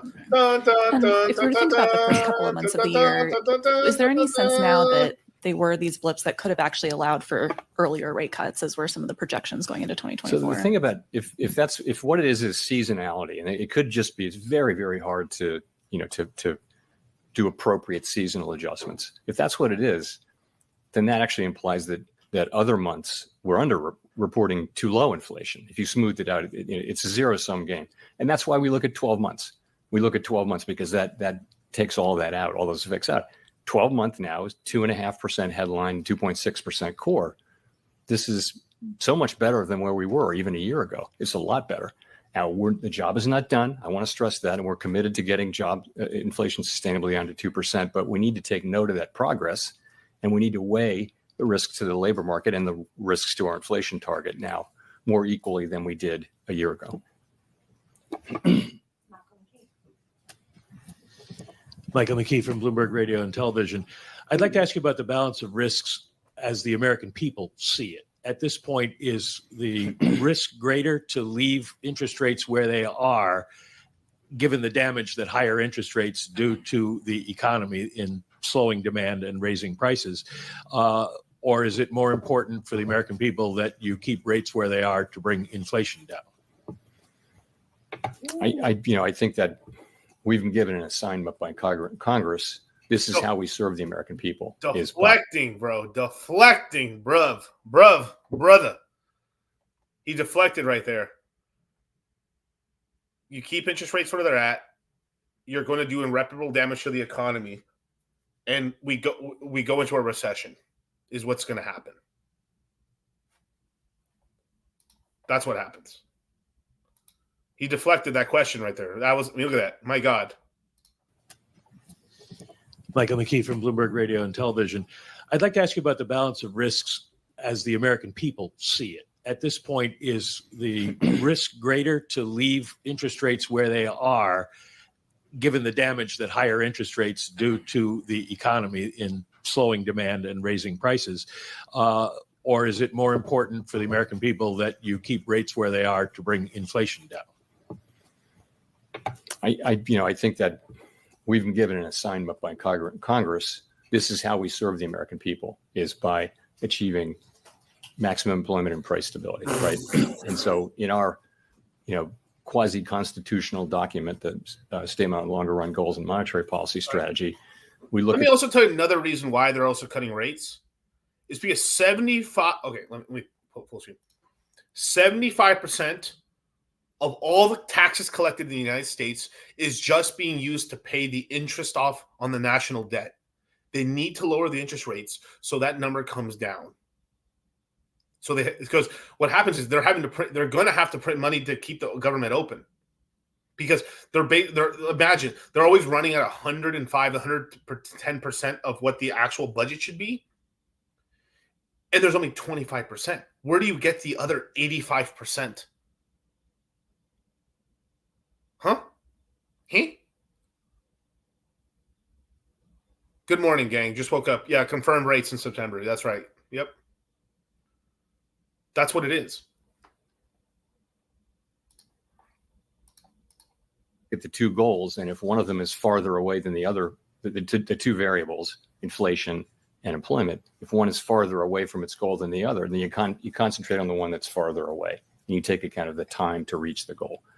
So for the last couple of years, the best service we could do to the American people was to focus on inflation. But as inflation has come down, and I think the upside risks to inflation have decreased as the labor market has cooled off, and labor market has softened, probably the inflation is probably a little farther from its target than is the employment. But I think the downside risks to the employment mandate are real now. So we have to weigh all that. And if you think about where that takes us, is we have a restrictive policy rate. It's clearly restrictive. It's been the rate we've had in place for a full year, and the time is coming, as other central banks around the world are facing the same question. The time is coming at which it will begin to be appropriate to dial back that level of restrictions so that we may address both mandates. Well, you have event risk basically with the jobs report on Friday and another one before you meet again. Are you certain that you won't fall behind the curve and lead to unnecessary unemployment if you wait until September? Certainty is not a word that we have in our basically. Yes, you're fucked if you don't cut. So, yes, correct. We get a lot of data between now and September, and it isn't going to be one data read or even two. It's going to be the totality of the data, all of the data, and not just and then how is that affecting the outlook, and how is it affecting the balance of risks? That's going to be I literally feel like you guys are with me right now, just me by myself watching TV, and this is how I sound. Like, with the lies. The assessment that we do. Of course, we'll all look carefully at the employment report, but so much other data coming in, and so much happening between now and the September meeting, and we'll make a judgment. Thank you, Mr. Chairman. Edward Lawrence, Fox Business. I do want to dig deeper on what Michael and what Nick were asking. There's a shift in the statement to balance between the focus between inflation and jobs. Looking at the job sides, we've seen wage data show sort of an abrupt slowing. We're hearing on earnings calls from companies like Intel abrupt layoffs. In the jobs report from the BLS, government jobs has been a leading creator. Could the government jobs as a sector hire?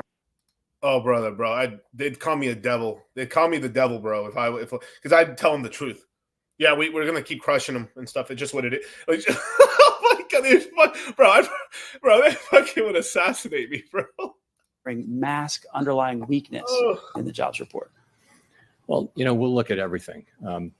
We've seen some tendency to have a narrowing base of job creation in some months going back, but then we've had some months where job creation was broader, and also the headline number of jobs has come down.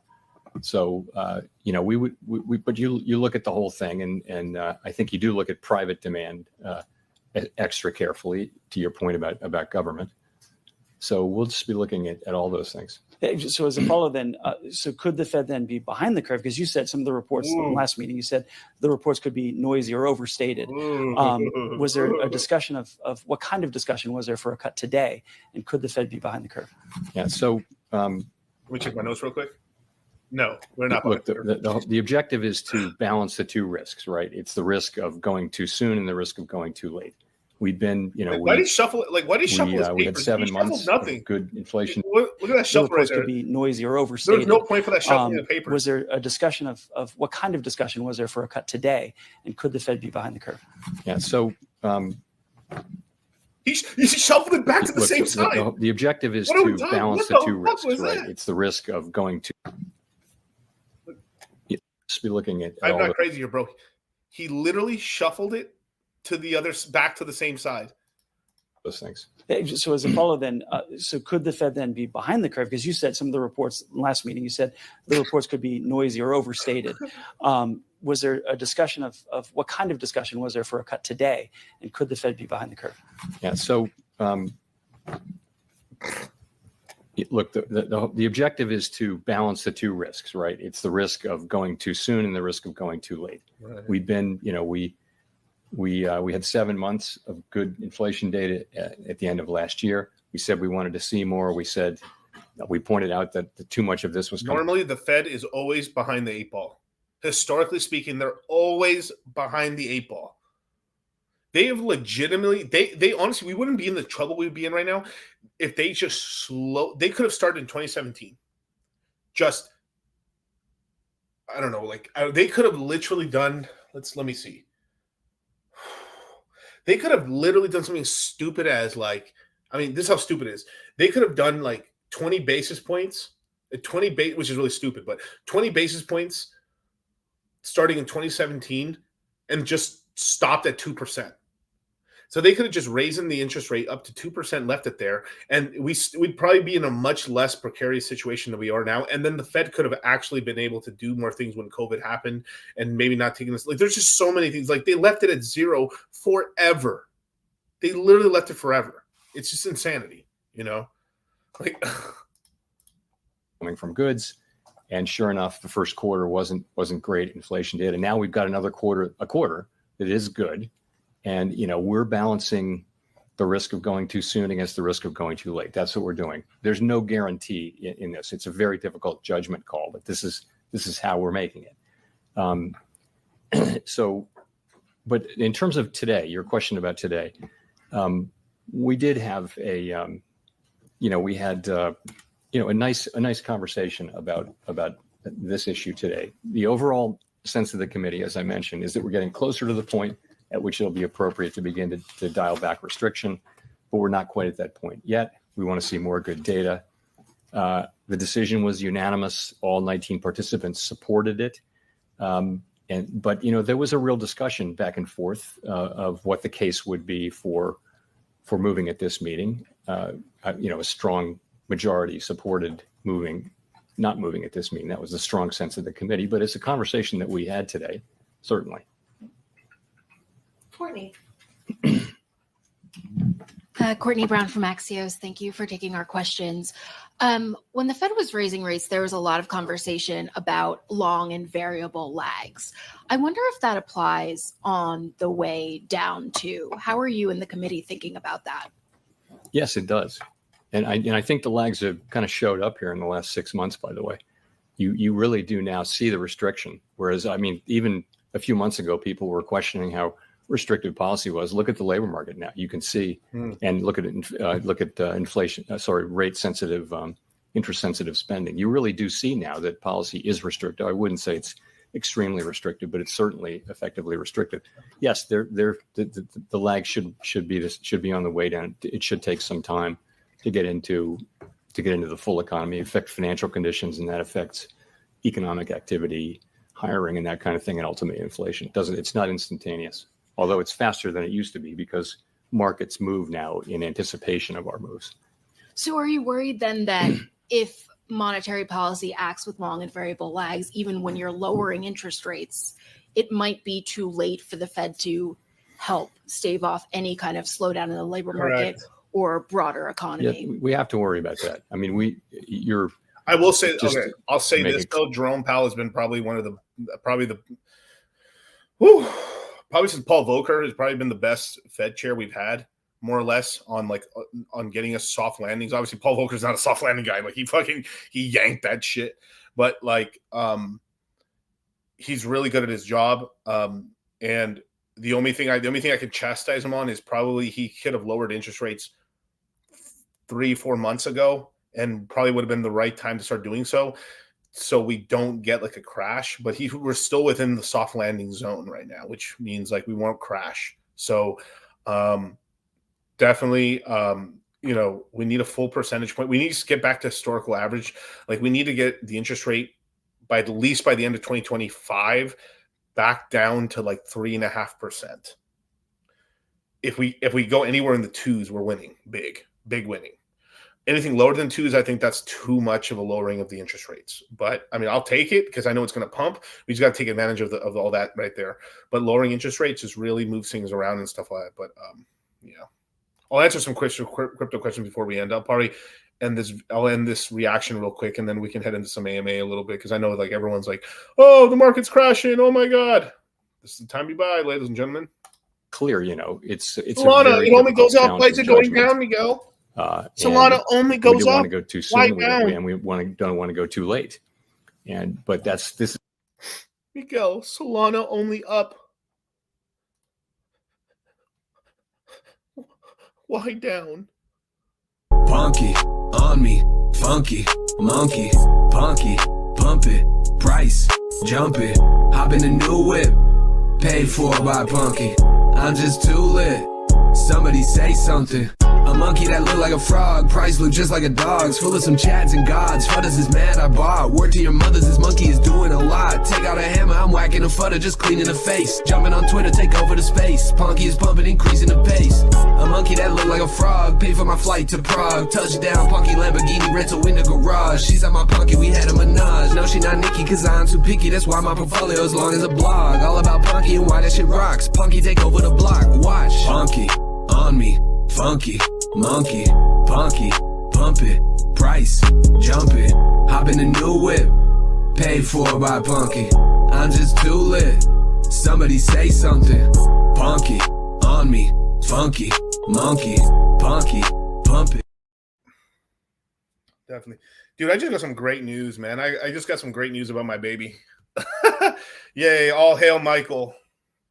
I just got some, you know what? This is for my baby.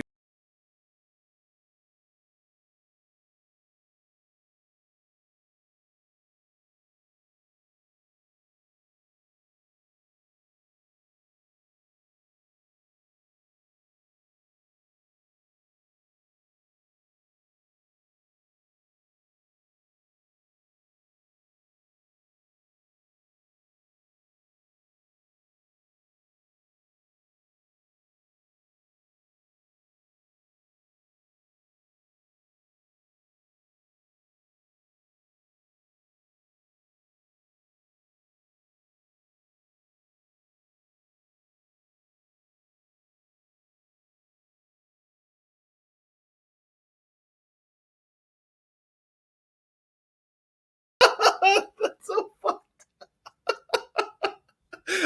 The longer we can charge these rates, the better. Because people don't know, whatever the interest rate, whatever the federal fudge rate is, they charge a VIG on top. Oh my God, that's so funny, bros. Oh, fucking LOL. Fucking. All right, let's continue this train. This is how we've made that judgment. I feel good about where we are.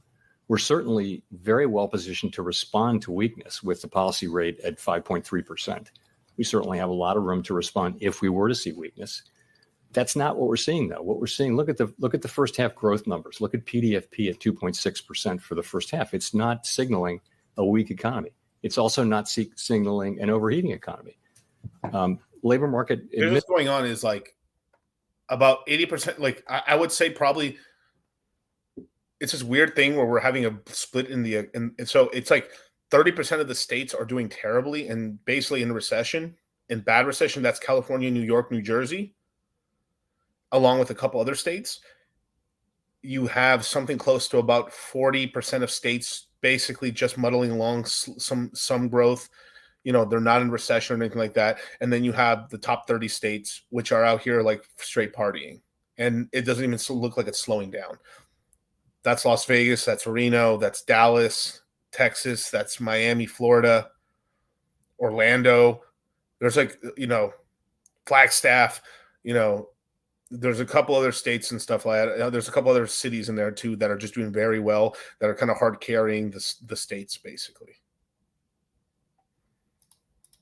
Admittedly, the unemployment rate has moved up 0.7, and we're seeing a normalization there. But wage increases are still at a high level. Unemployment is still at a low level. Layoffs are very low. Initial claims have moved up, but they're pretty stable and they're historically not high at all. So the total scope of the data suggests a normalizing labor market.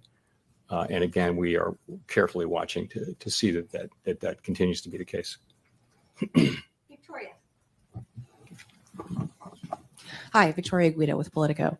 On the labor market, I was wondering, how worried are you all about unemployment rising to the point where it triggers the SOM rule? And would that potentially affect how quickly you cut rates?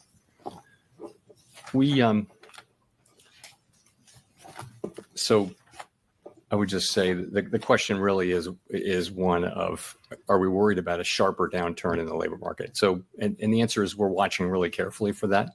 We're aware of that rule, which is really I would call it a statistical thing that has happened through history. He's basically saying the SOM room isn't really real, or like that's kind of weird. They just said like that's what we've seen. Like usually if it clucks, usually if it it acts like a gorilla, moves like a gorilla, it's heavy as a gorilla, looks like a gorilla, but it's probably not a gorilla.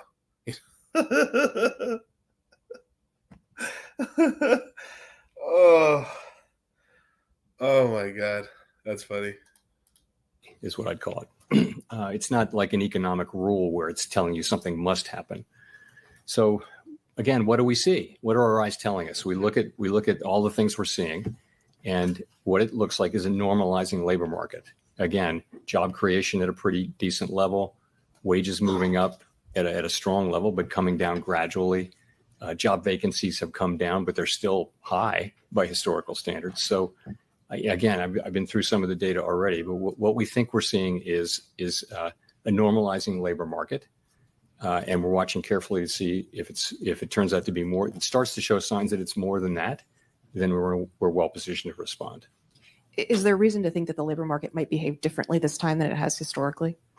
I think, history doesn't repeat itself. It rhymes. I think that statement is very true about the economy. You never assume it's going to be just the same. An example would be, is there a trend increase in the level of vacancies? There are many, many examples. So it's never exactly the same. Also, let's remember that this pandemic era has been one in which so many, apparent rules have been flouted, like the inverted yield curve for starters.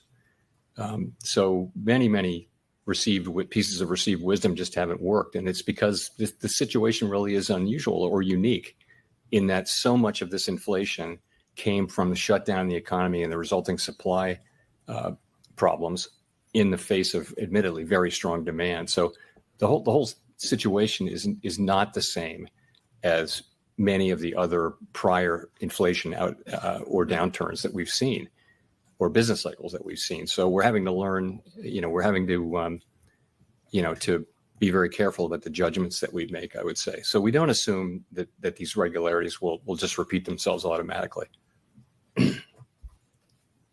Amara. Thank you, Chair Powell. I'm Mara Mokwe with Bloomberg.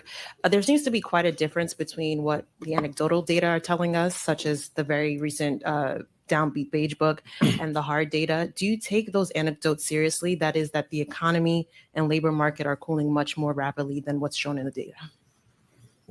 So I do take that seriously, and the beige book is great. What's even greater is hearing the Reserve Bank presidents come in and talk about their conversations with businesses and business leaders and workers and people in the nonprofit sector in their districts. But I'll tell you, it's a pretty, the picture is not one of a slowing or, a really bad economy. It's one of, there are spots of weakness and there are regions where growth is stronger than other regions. But overall, it's, again, look at the aggregate data.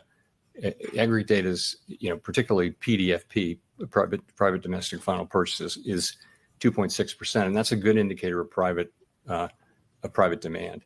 So we listen to all of that, and it does. I think it's important to listen to anecdotal data and not just look at the aggregate data. Especially, it's very hard. GDP data can be volatile quarter to quarter, so it's just hard to measure economic activity. There are it's just difficult to do.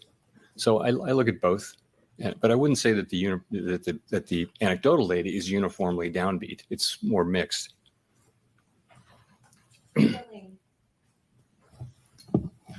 Thank you. Jolene Kent with CBS News. Chair Powell, thanks for taking our questions today. You have consistently said that the Fed does not consider politics in making decisions. With a possible September rate cut on the table, it would be less than 2 months before the election, and former President Trump reportedly said that cutting rates so close to the election is something the central bank knows they shouldn't be doing. What's your response, and do you believe it's possible to really remain apolitical with a September rate cut?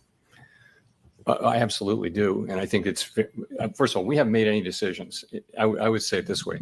Haven't made any decision about any future meeting. I don't know what the data will reveal or how that will affect the appropriate path of our policy. I really don't know. I do know how we will make that assessment. That's what I do know. So if you take a step back, the current situation again is inflation has come down much closer to our goal, and that's happened while unemployment has remained low. We're very tightly focused on using our tools to try to foster that state of affairs continuing. That's at each of our meetings and all of our decisions, our focus is strictly on that and really on nothing else, doing our part, whatever that part may be. We're using our best thinking. We're doing our best to understand the economy. We follow academics. We follow the many commentators who bless us with their commentary, but we don't change anything in our approach to address other factors like the political calendar. Congress has, we believe, ordered us to conduct our business in a non-political way at all times, not just some of the time. I'll say this too. We never use our tools to support or oppose a political party, a politician, or any political outcome. The bottom line is, if we do our very best to do our part and we stick to our part, that will benefit all Americans. If we get it right, the economy will be stronger, we'll have price stability, people will find jobs, wages will rise in real terms, everyone will benefit. So that's what we believe, and that's how we will always act. This is my 4th presidential election at the Fed. I can tell you this is how we think about it. This is what we do. So anything that we do before, during, or after the election will be based on the data, the outlook, and the balance of risks, and not on anything else. Just a quick I stand on my nuts 10 toes down, motherfucker. How dare you question me? Wages will rise in real terms. Everyone will benefit. So that's what we believe, and that's how we will always act. This is my 4th presidential election at the Fed. I can tell you this is how we think about it. This is what we do. So anything that we do before, during, or after the election will be based on the data, the outlook, and the balance of risks, and not on anything else. Just a quick follow-up. Do your economic forecasts and models take into account the two very different economic plans of these two presidential candidates, Harris and Trump? And if so, how? No, we do not do that. We absolutely do not do that. We don't know who's going to win. We don't know what they're going to do. We don't act as though we know. I don't care. We just can't do that. We basically have our forecast. We can run simulations of different potential policies, but we would never try to make policy decisions based on the outcome of an election that hasn't happened yet. That would just be a line we would never cross. We're a non-political agency. We don't want to be involved in politics in any way. So we wouldn't do that. Nicholas. Thank you, Chair Powell. Nicholas Jasinski from Barron's Magazine. There hasn't been a dissenting vote on an interest rate decision in some time. If the data do evolve as you expect, if you do have more confidence by the September meeting, do you get the sense that all right, we're getting a whole lot of nothing. That last question was probably the most interesting one. It was basically saying like, well, I mean, you saw it was so fucking blatant that like they're just trying to get them to say anything negative against Trump or Kamala Harris or anything. Like, dudes, enough. But there you go, you guys. We're more than likely going to get a rate cut in September. Solana's crashing. I have no idea how that's possible. Why are my alts going down? Well, Bitcoin and Ethereum are going down. And Solana's like going down a lot. This is not possible. How? That's what happens. It's fine. This is when you buy. This is when you buy, ladies and gentlemen. You know. Hey, Anna. Remember you told me I was going to be a nobody and a drug addict? Look at me now. I got a nice car, looking good.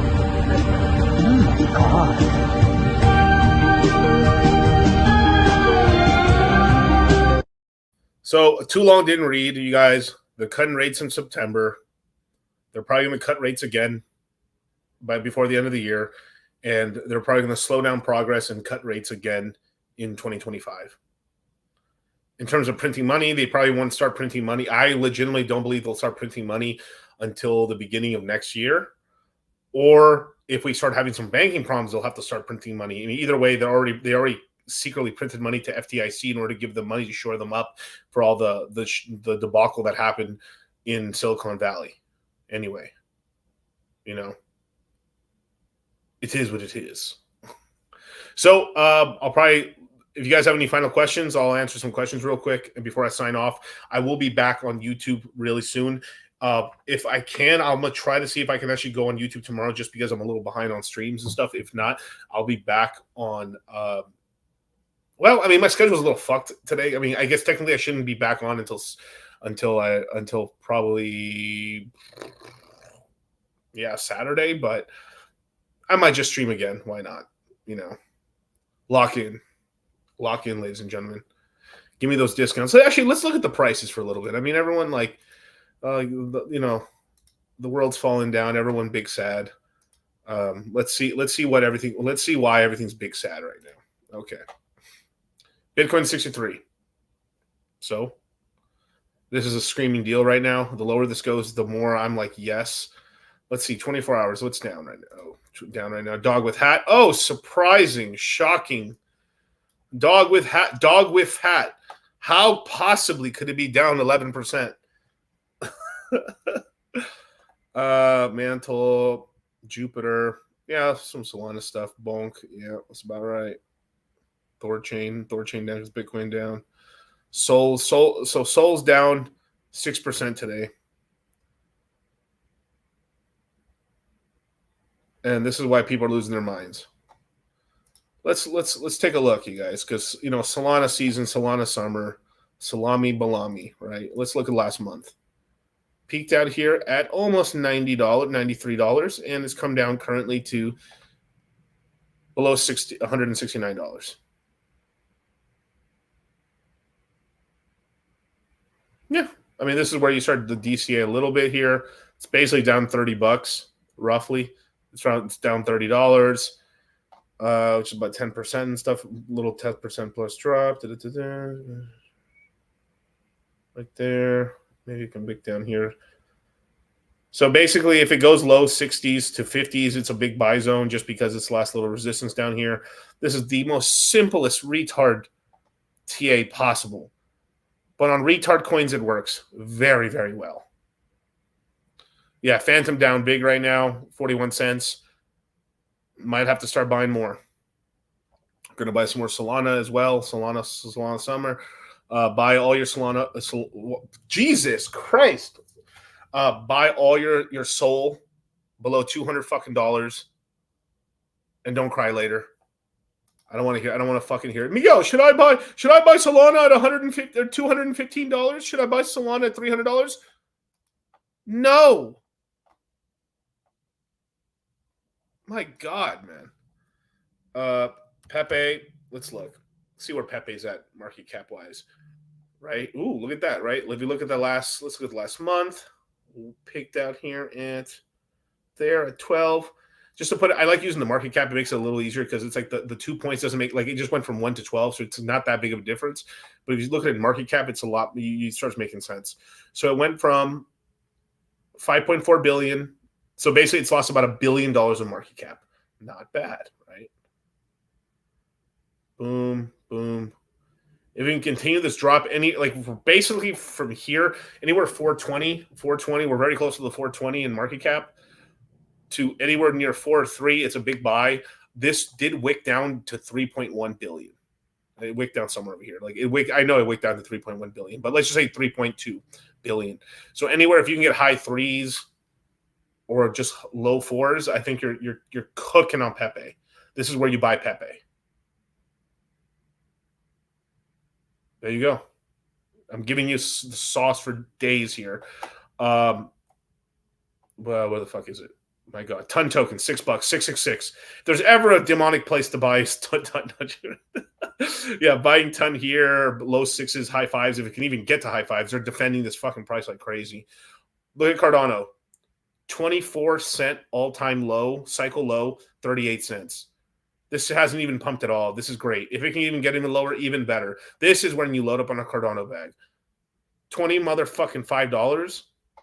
25 fucking dollars. This is a steal right now. If it goes lower, oh my God. This is when you load up on Avalanche. This is when you load up on fucking Avalanche. I'm just giving you sauce. I'm giving sauce away. Fuck Chainlink. Polkadot is when, well, if you have a Polkadot bag, you know, this is where you get your final bag and stop. Near protocol. Ooh, let's see Near. Let's see. Nearly broke. Let's see what we had in the last month. What have you done late for me, you fucking whore? Let's see. Boom, boom, boom. So it's down to $1.60. Not bad. 30% basically. Yeah, basically now-ish. Now buying now is decent time. Now maybe even a little low. If the dip can continue on. Let's see what do we get here? Yeah, basically between now and $4 to now is decent. This is when you DCA. But Miguel, I want to buy Near at $10. I want to buy the Fisher. Miguel, I want to buy Near at $10 or $20. That's because I know that's when it's going to do well.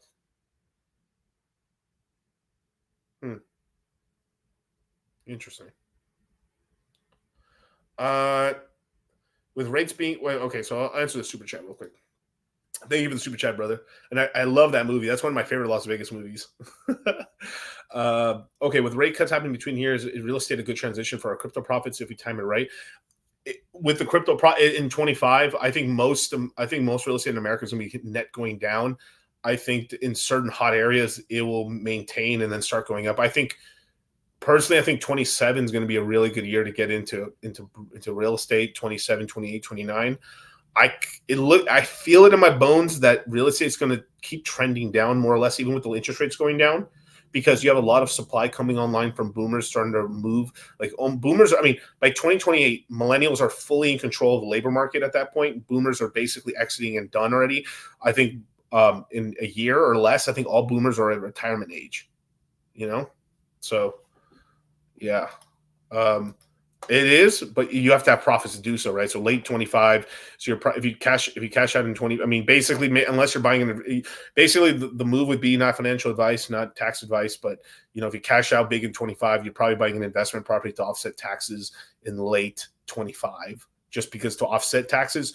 But is that the best place to buy? Probably not. But you know, at the same time too, if you have tons of money to get started on real estate, it's never a bad idea to get started on real estate. You know, let's keep going.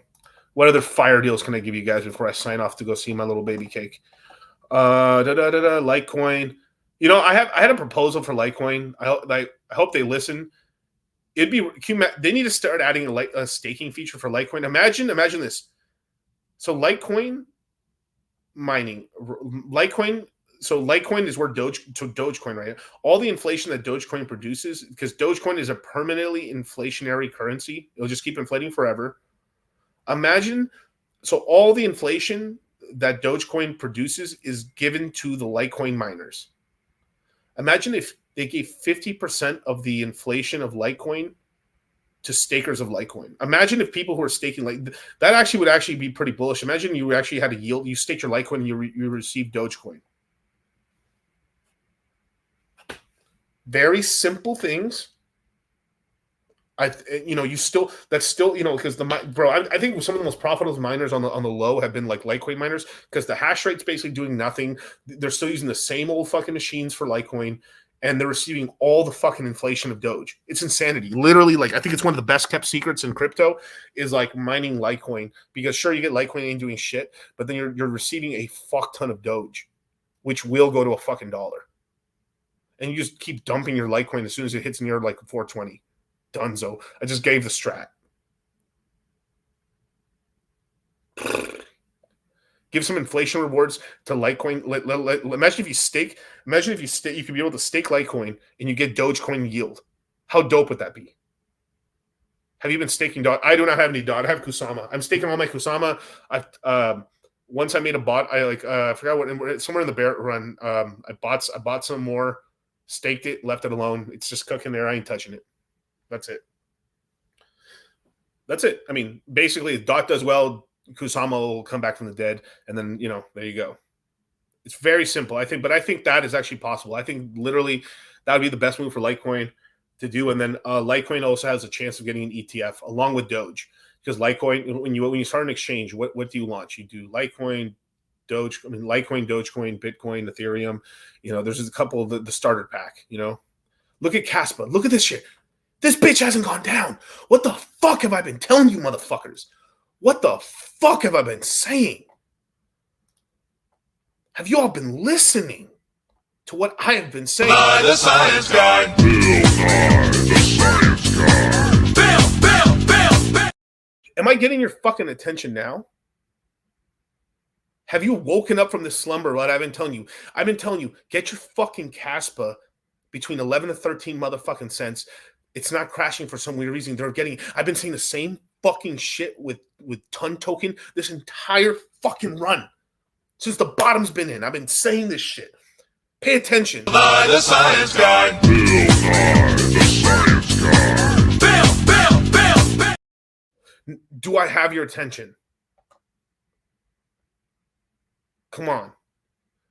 Is it a generation issue? Do I have to speak to you in Zoomer? After Jesus started live streaming and the chat filled up, he began to go off saying, "W to those who aren't thirsty for this mid-life, for they will have eternal life. W to those who take L's from this life, for they will receive an everlasting W.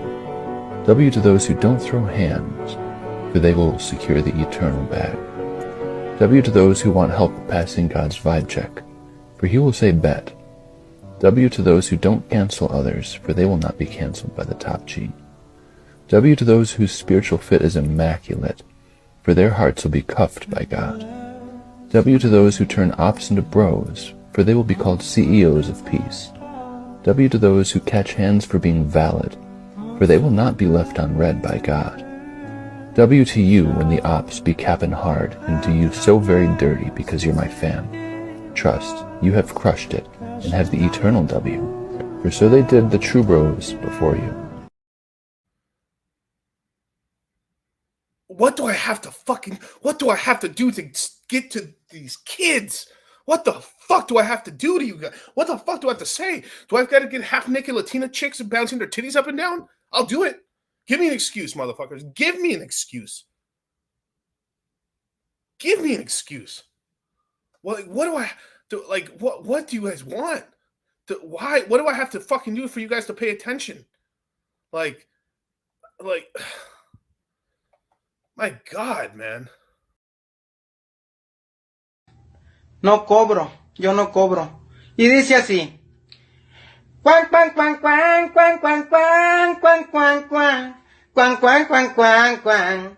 Cuan, cuan, cuan, cuan, cuan. Ya está cerrada con 3 candados. Y remachada la puerta negra. Queen, queen, queen. Fuck, man. It's like you motherfuckers want me to go get fucking Chinese food. It's like you guys want me to bring the Chinese food here to America. Is that like, God damn it, dude. It's like the attention span, I swear. And you guys are some of the best, man. Like, you know? My God. Anyway, someone in the chat said, like, ton tokens to illiquid. Bro, let's be honest.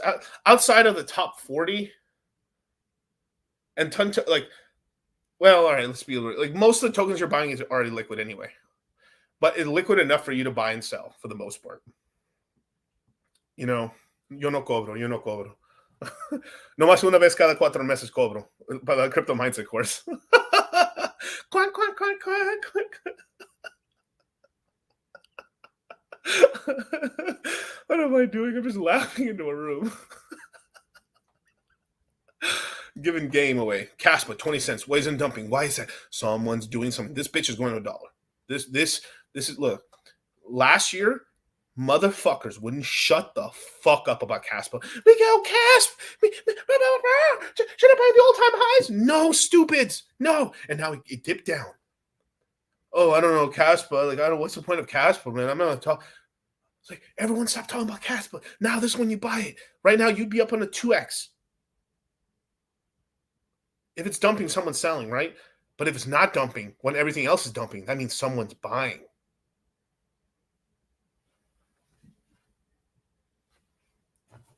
You know? Like,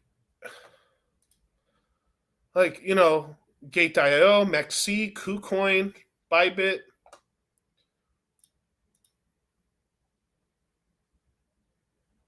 It's looking like MEXC. I don't know. It's almost like, it's almost like you have to, like, if you use a VPN. I don't know what that is, but VPN, Dogecoin. It's back. Look, I forgot to say this shit. Dogecoin. I don't even got to look at the fucking price. Fuck it, motherfucker. Actually, fuck it. I will. A month ago, 14 cents. Big sad. Everyone's sad. Let's look at 3 months ago. 3 motherfucking months ago, it was 18 cents. It's barely 11 cents. It's at 11 cents right now. Doge is going to a motherfucking dollar. Doge is going to a fucking dollar. I'm fucking telling you. It is the highest coin. It's the most likely meme coin on this motherfucking planet to get an ETF. No brainer retard buy.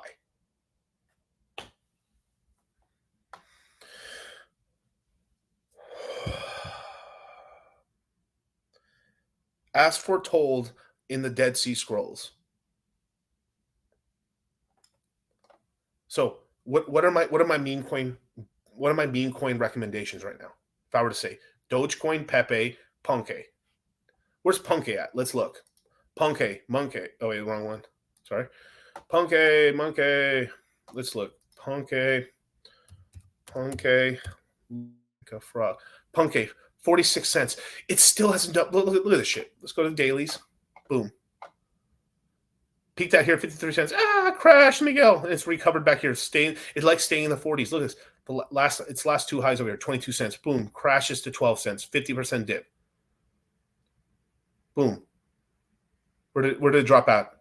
50% dip. Boom, right here. 70 cents. What is that? 45 cents. 50% dip. Oh my God. Did I just do TA? Did I just do retard TA? Did I just show 50%? Did I just show wick high to wick low? 50%? Wick high to wick low? 50%?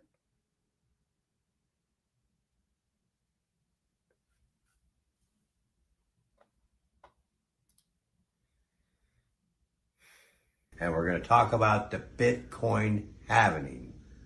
Then the halvening is happening in April. And the design is to start cutting the Bitcoin in half. And for the miners, it will help increase the value of Bitcoin. So that's what our goal is, to increase the value of Bitcoin. Let me put it in this perspective. Gigabrains make money, tards make money. The middle gets fucked. This is probably the only meme coin on Solana that actually has a growing fucking Instagram. Is it normal to feel tired of? You know what? Every time you feel tired, bro. Anytime you have a question about anything in your life, Trenbolone is the answer. Am I going to go on a cut? Trenbolone. Am I going to go on a blast? Trenbolone. Did I start a new job? Trenbolone. Am I getting married? Trenbolone. Am I getting divorced? Trenbolone. Is my wife going into labor? Trenbolone. Do I need to stay up all night and take care of my kid because my wife had a C-section? Trenbolone. My dog died. Trenbolone.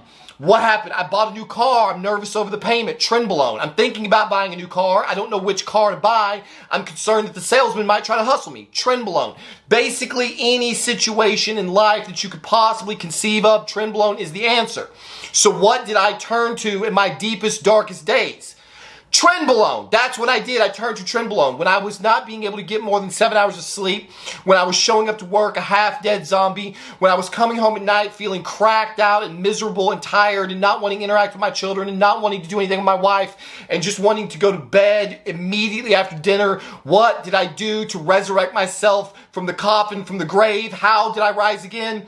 Trenbolone is the answer. Trenbolone will bring you back from anything. Or a massive amount of caffeine. Choose thy weapon. Some motherfuckers like just crush up Adderall and snort it. I do not recommend that. But this is what I'm saying. Look. Math is mathin', all right? 52 cents. 58 cents. 29. Close enough. Boom. Basically 50%. Rough, tard math. Wicked out here at 53. 25. What's that? What's 50? If I have 2 quarters, if I take 1 quarter away, how much quarters do I have? Well, that's 1 quarter. How much is a quarter? 25 cents. I'll buy above that slightly. Now, so if I were using tard math, if I was saying like if we really are going to drop heavy, 70. That means maximum it probably drops to 35. So let's just say I'm being an asshole and I'll say slightly above 35. So where's 35 cents? Right there. Look at that. The body of the candle. Huh. So you're saying it's going to go from if it drops a lot, it's going to go down to past this support here to the little local low from, let's see if these are all days. 1, 2, 3, 4, 5, 6, 7, 8. So here, not bad, but also it's hit a little support line right here. Why is that support? Because it's the top of the body of the candle of this. Is that roughly correct? Sort of. But tard TA. Why not? If it goes lower, I'll buy. Here's where I'm tempted to buy a little Punke. If it goes lower, thank God, because I wanted to buy more. $250 million market cap. I think this is a decent coin. But I don't know. Let's look at Pulse Chain. Why not? Good price. Good price. Good price. Yeah. So this is when you load it back. I mean, it's just go yield farm this with this. Or just buy hex, a little E-hex, P-hex, mostly P-hex, a little E-hex for YOLO play because it's the meme coin now. And then that's it. That's it. Just buy the mains and chill out because everything else in fucking Pulse Chain ain't doing fucking jack shit. Literally, the community is eating itself right now. Everyone hates everybody. Tang Gang hates Tang Gang. Tang Gang hates B-Roots. B-Roots hates Tang Gang. 9-inch hates Tang Gang. Tang Gang hates 9-inch. BBC Gang we up. Memes hate memes. How dare you not talk about my meme coin? How dare you talk about that meme coin versus this meme coin because my meme coin is better than this meme coin. And then all the meme coins are down against Pulse right now. And then from that point, then all the meme coin goes together. It's like, well, our meme coins are doing better than all the projects people sack for anyway. And they're also down against Pulse Chain. So everyone shut the fuck up because everybody is doing worse. I like Fame. I think Fame actually works. It pays out some yield. Buy it. Have a snicker and shut the fuck up. And if you don't like it, then shut the fuck up. Are people still able to long and short on Fame? Yes. Then shut the fuck up. Are people still able to use Mintra to make fucking NFTs? Yes. Then shut the fuck up.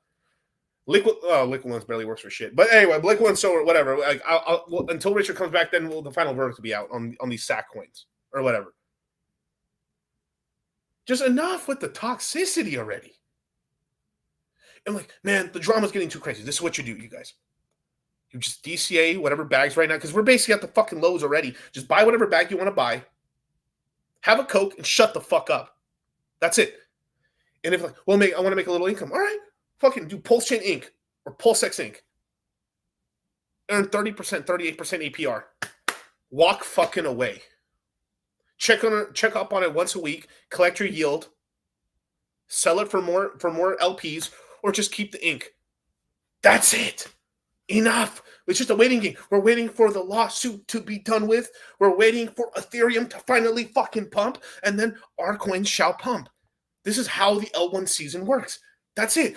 Stake a little hex. Do not stake all your fucking hex. I've said it since the fucking jump. At no point did I ever say, well, you know, Zenith, you fucking idiot. You got to stake all your hex, bro. Every single bit. I mean, if you're not staking everything 555 4 5, I think you're missing some fucking brain cells here. At no point did I ever say that. Anyone who did say that is fucking up and has caught strays like a motherfucker. Anyone they've literally been shut up. The community counts like almost anyone who has said, like, I have 555s. I have 10-year stakes. I have said, I was one of the first people to talk to Richard about ladders. I can bring up, I got receipts. Back on the straight chat before Hex even launched, I said, would this be a good strategy? I talked about laddering stakes and the laddering strategy and a CD ladder. He was like, dude, that's a great idea, dude. That's the best one I've ever seen. Richard literally said that shit. Bros. I've been saying this fucking forever. And I was fucking shit on. Miguel, what the fuck are you telling people not to stake all their fucking hex? Because you need fucking some hex to sell when the prices are high, you motherfucking shit. Oh, Miguel, how dare you talk about fucking Ethereum? It's supposed to be hex only back when hex only. Motherfucker, you need Ethereum to buy hex. You need fucking stable coins. What? And like now I've been vindicated. Like it's like, Miguel, why are you one of the only OGs that doesn't get shit on? Because I haven't changed. I've been the same motherfucker since day one. I got the same fucking phone number since high school, motherfuckers. You've changed. Oh, I'm a Hex Maxi. You're not supposed to talk about other coins and stuff. And they're fucking all shilling fucking meme coins. They're all shilling other bullshit. Shut the fuck. Like, bro, I'm the only day one motherfucker who hasn't changed. Hexologist hasn't changed. Crypto Coffee's the same. But there's been a lot of other fake motherfuckers that have changed up 100%. Miguel, like I literally got asked it. So let me put my fucking thing up. I went on a spaces just randomly. I woke up one morning early, shock. And I was like, oh, fuck, shut up, the 9-inch guys and all this stuff are talking, or the meme coin guys are all talking to each other. So I jumped in there, talked to them. And they're like, so Miguel, can I ask you a question? Why does everyone like you, bro? And like, why didn't you get attacked and shit? Because I'm the same motherfucker. I'm the same motherfucker since the jump. And on top of that, too, I don't start random fucking beef with motherfuckers. It's the truth. And I helped and one thing too, I help a bunch of people I helped a lot of people personally in private who haven't been paid back by, and pretty much I'm not going to get paid back, right? But I'm not going to fucking, I helped a lot of people in the bear run. I helped a lot of people in the bull run. That's it. It just is what it is. That's it. It's just the truth, bro. Like, and I've supported everyone when it wasn't popular to fucking to talk to fucking Hexy Bastard. I was fucking with him. I was talking like, there's people out here shitting on everybody. Like, people are shitting on Gerardo, bro. Look, NFTs are in a fucking bear run. No fucking shit Mintra ain't doing shit because NFTs haven't done shit. If NFTs are in a bull run, guess what? NFT protocol in a bull run. Duh. Right? There's logical conclusions. Like, it's just so simple. Like, oh my dude. It's just look, the reason, look, there's some shit I really admire about Myron from Fresh and Fit. He's a fucking stand-up dude. If he's your friend, he backs you, he's backing you. You know what I mean? He doesn't cheat. Everyone and their fucking mom was trying to shit on fucking Fresh and abandon him. No, he fucking stood by his fucking buddy and didn't let him go and shit. No, we're not changing Fresh and Fit. We're staying exactly how we are. And that's what I'm talking about.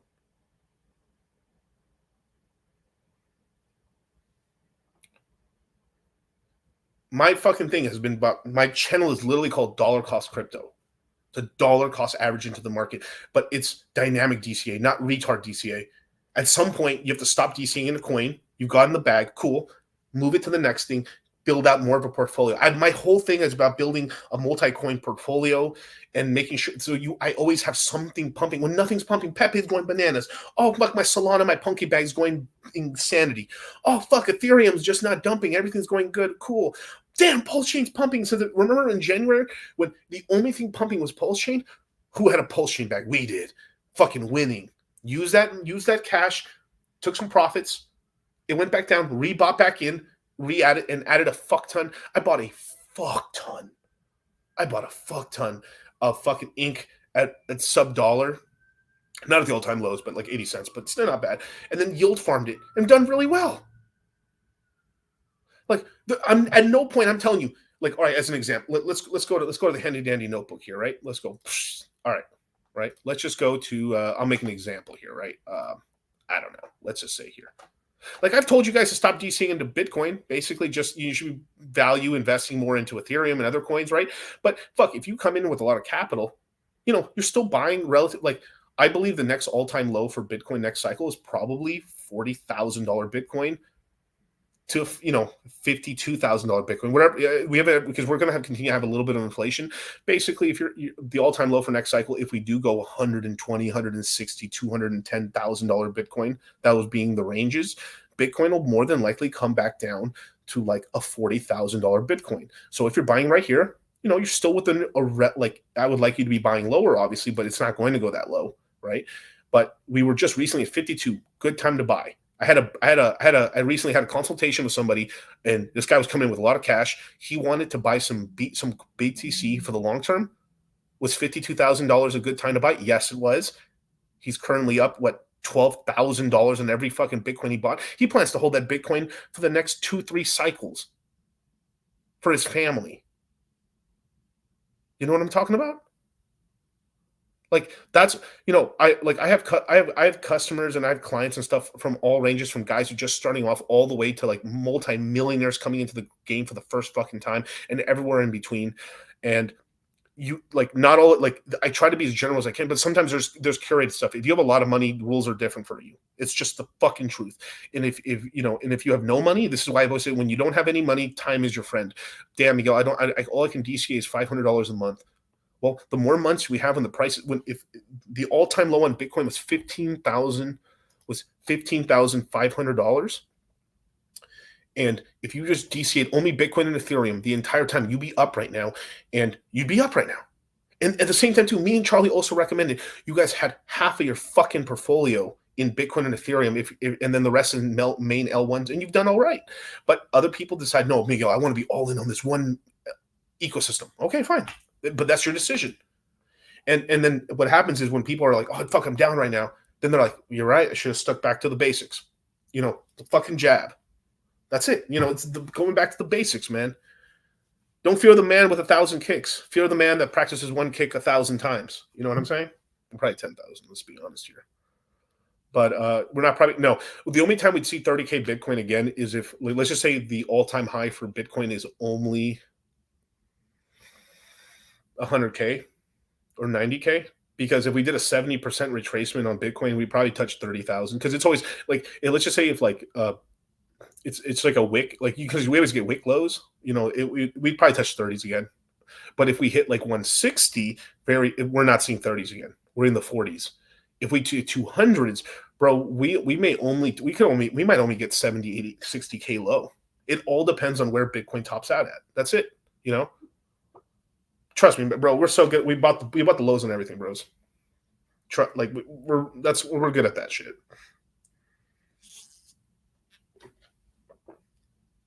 As a red pill man, we're really good at spotting fucking beta cucks to stay away. Just like that, we're really good at seeing bottoms. You know, alpha fucks, beta bucks. As a red pill alpha. As like the red pill of finance here, it's really easy to see these cucks, right? So it's really easy to see these cuck bottoms. It's like, wow, this coin's totally a bottom right now. Probably a good time to buy, invest, because he's going to become a Chad one day. I believe, bro. You don't got to take that. You don't got to be taking pegging. Why are you letting your wife peg you? Stand up, motherfucker. And Bitcoin says, I don't know. The market keeps pegging me. Get up, Bitcoin. I believe in you, Bitcoin. I believe in you, Bitcoin. And now look at it. Dick swinging in the wind, balls swinging, chain swinging. Who else but us is saying this shit? Shout out to Money Gang Crypto. I'll have you on the channel someday.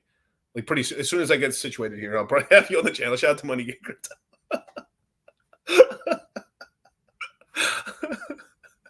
So with that shit, man, don't forget the dollar cost crypto in the market. Work as hard as you can. These times right now are the times you're gonna be looking back. the bull runs. This next year is this is the cash right here. This is the money. This is when you need to lock the fuck in. And with that, man, thank you so much, man. Get in the Citadel. No more poor. And follow me, your boy, on Twitter, bros. You'll see when my next stream is. Didn't have to cut me off. Think I like it never happened to me. We were nothing. I don't even need your love, but you treat me like a stranger, and I feel so loved. No, you didn't have to stoop so low. Have your friends collect your records and then change your number. I said I don't need that though. Now you're just somebody that I used. I'm afraid of you because you give a really dumb answer. Let's see. What should I ask? I should have some really Magic Conch, is E-Hex dead? Okay, let's do it. Okay, let's do it. I don't want to do it. Magic Conch, is E-Hex dead?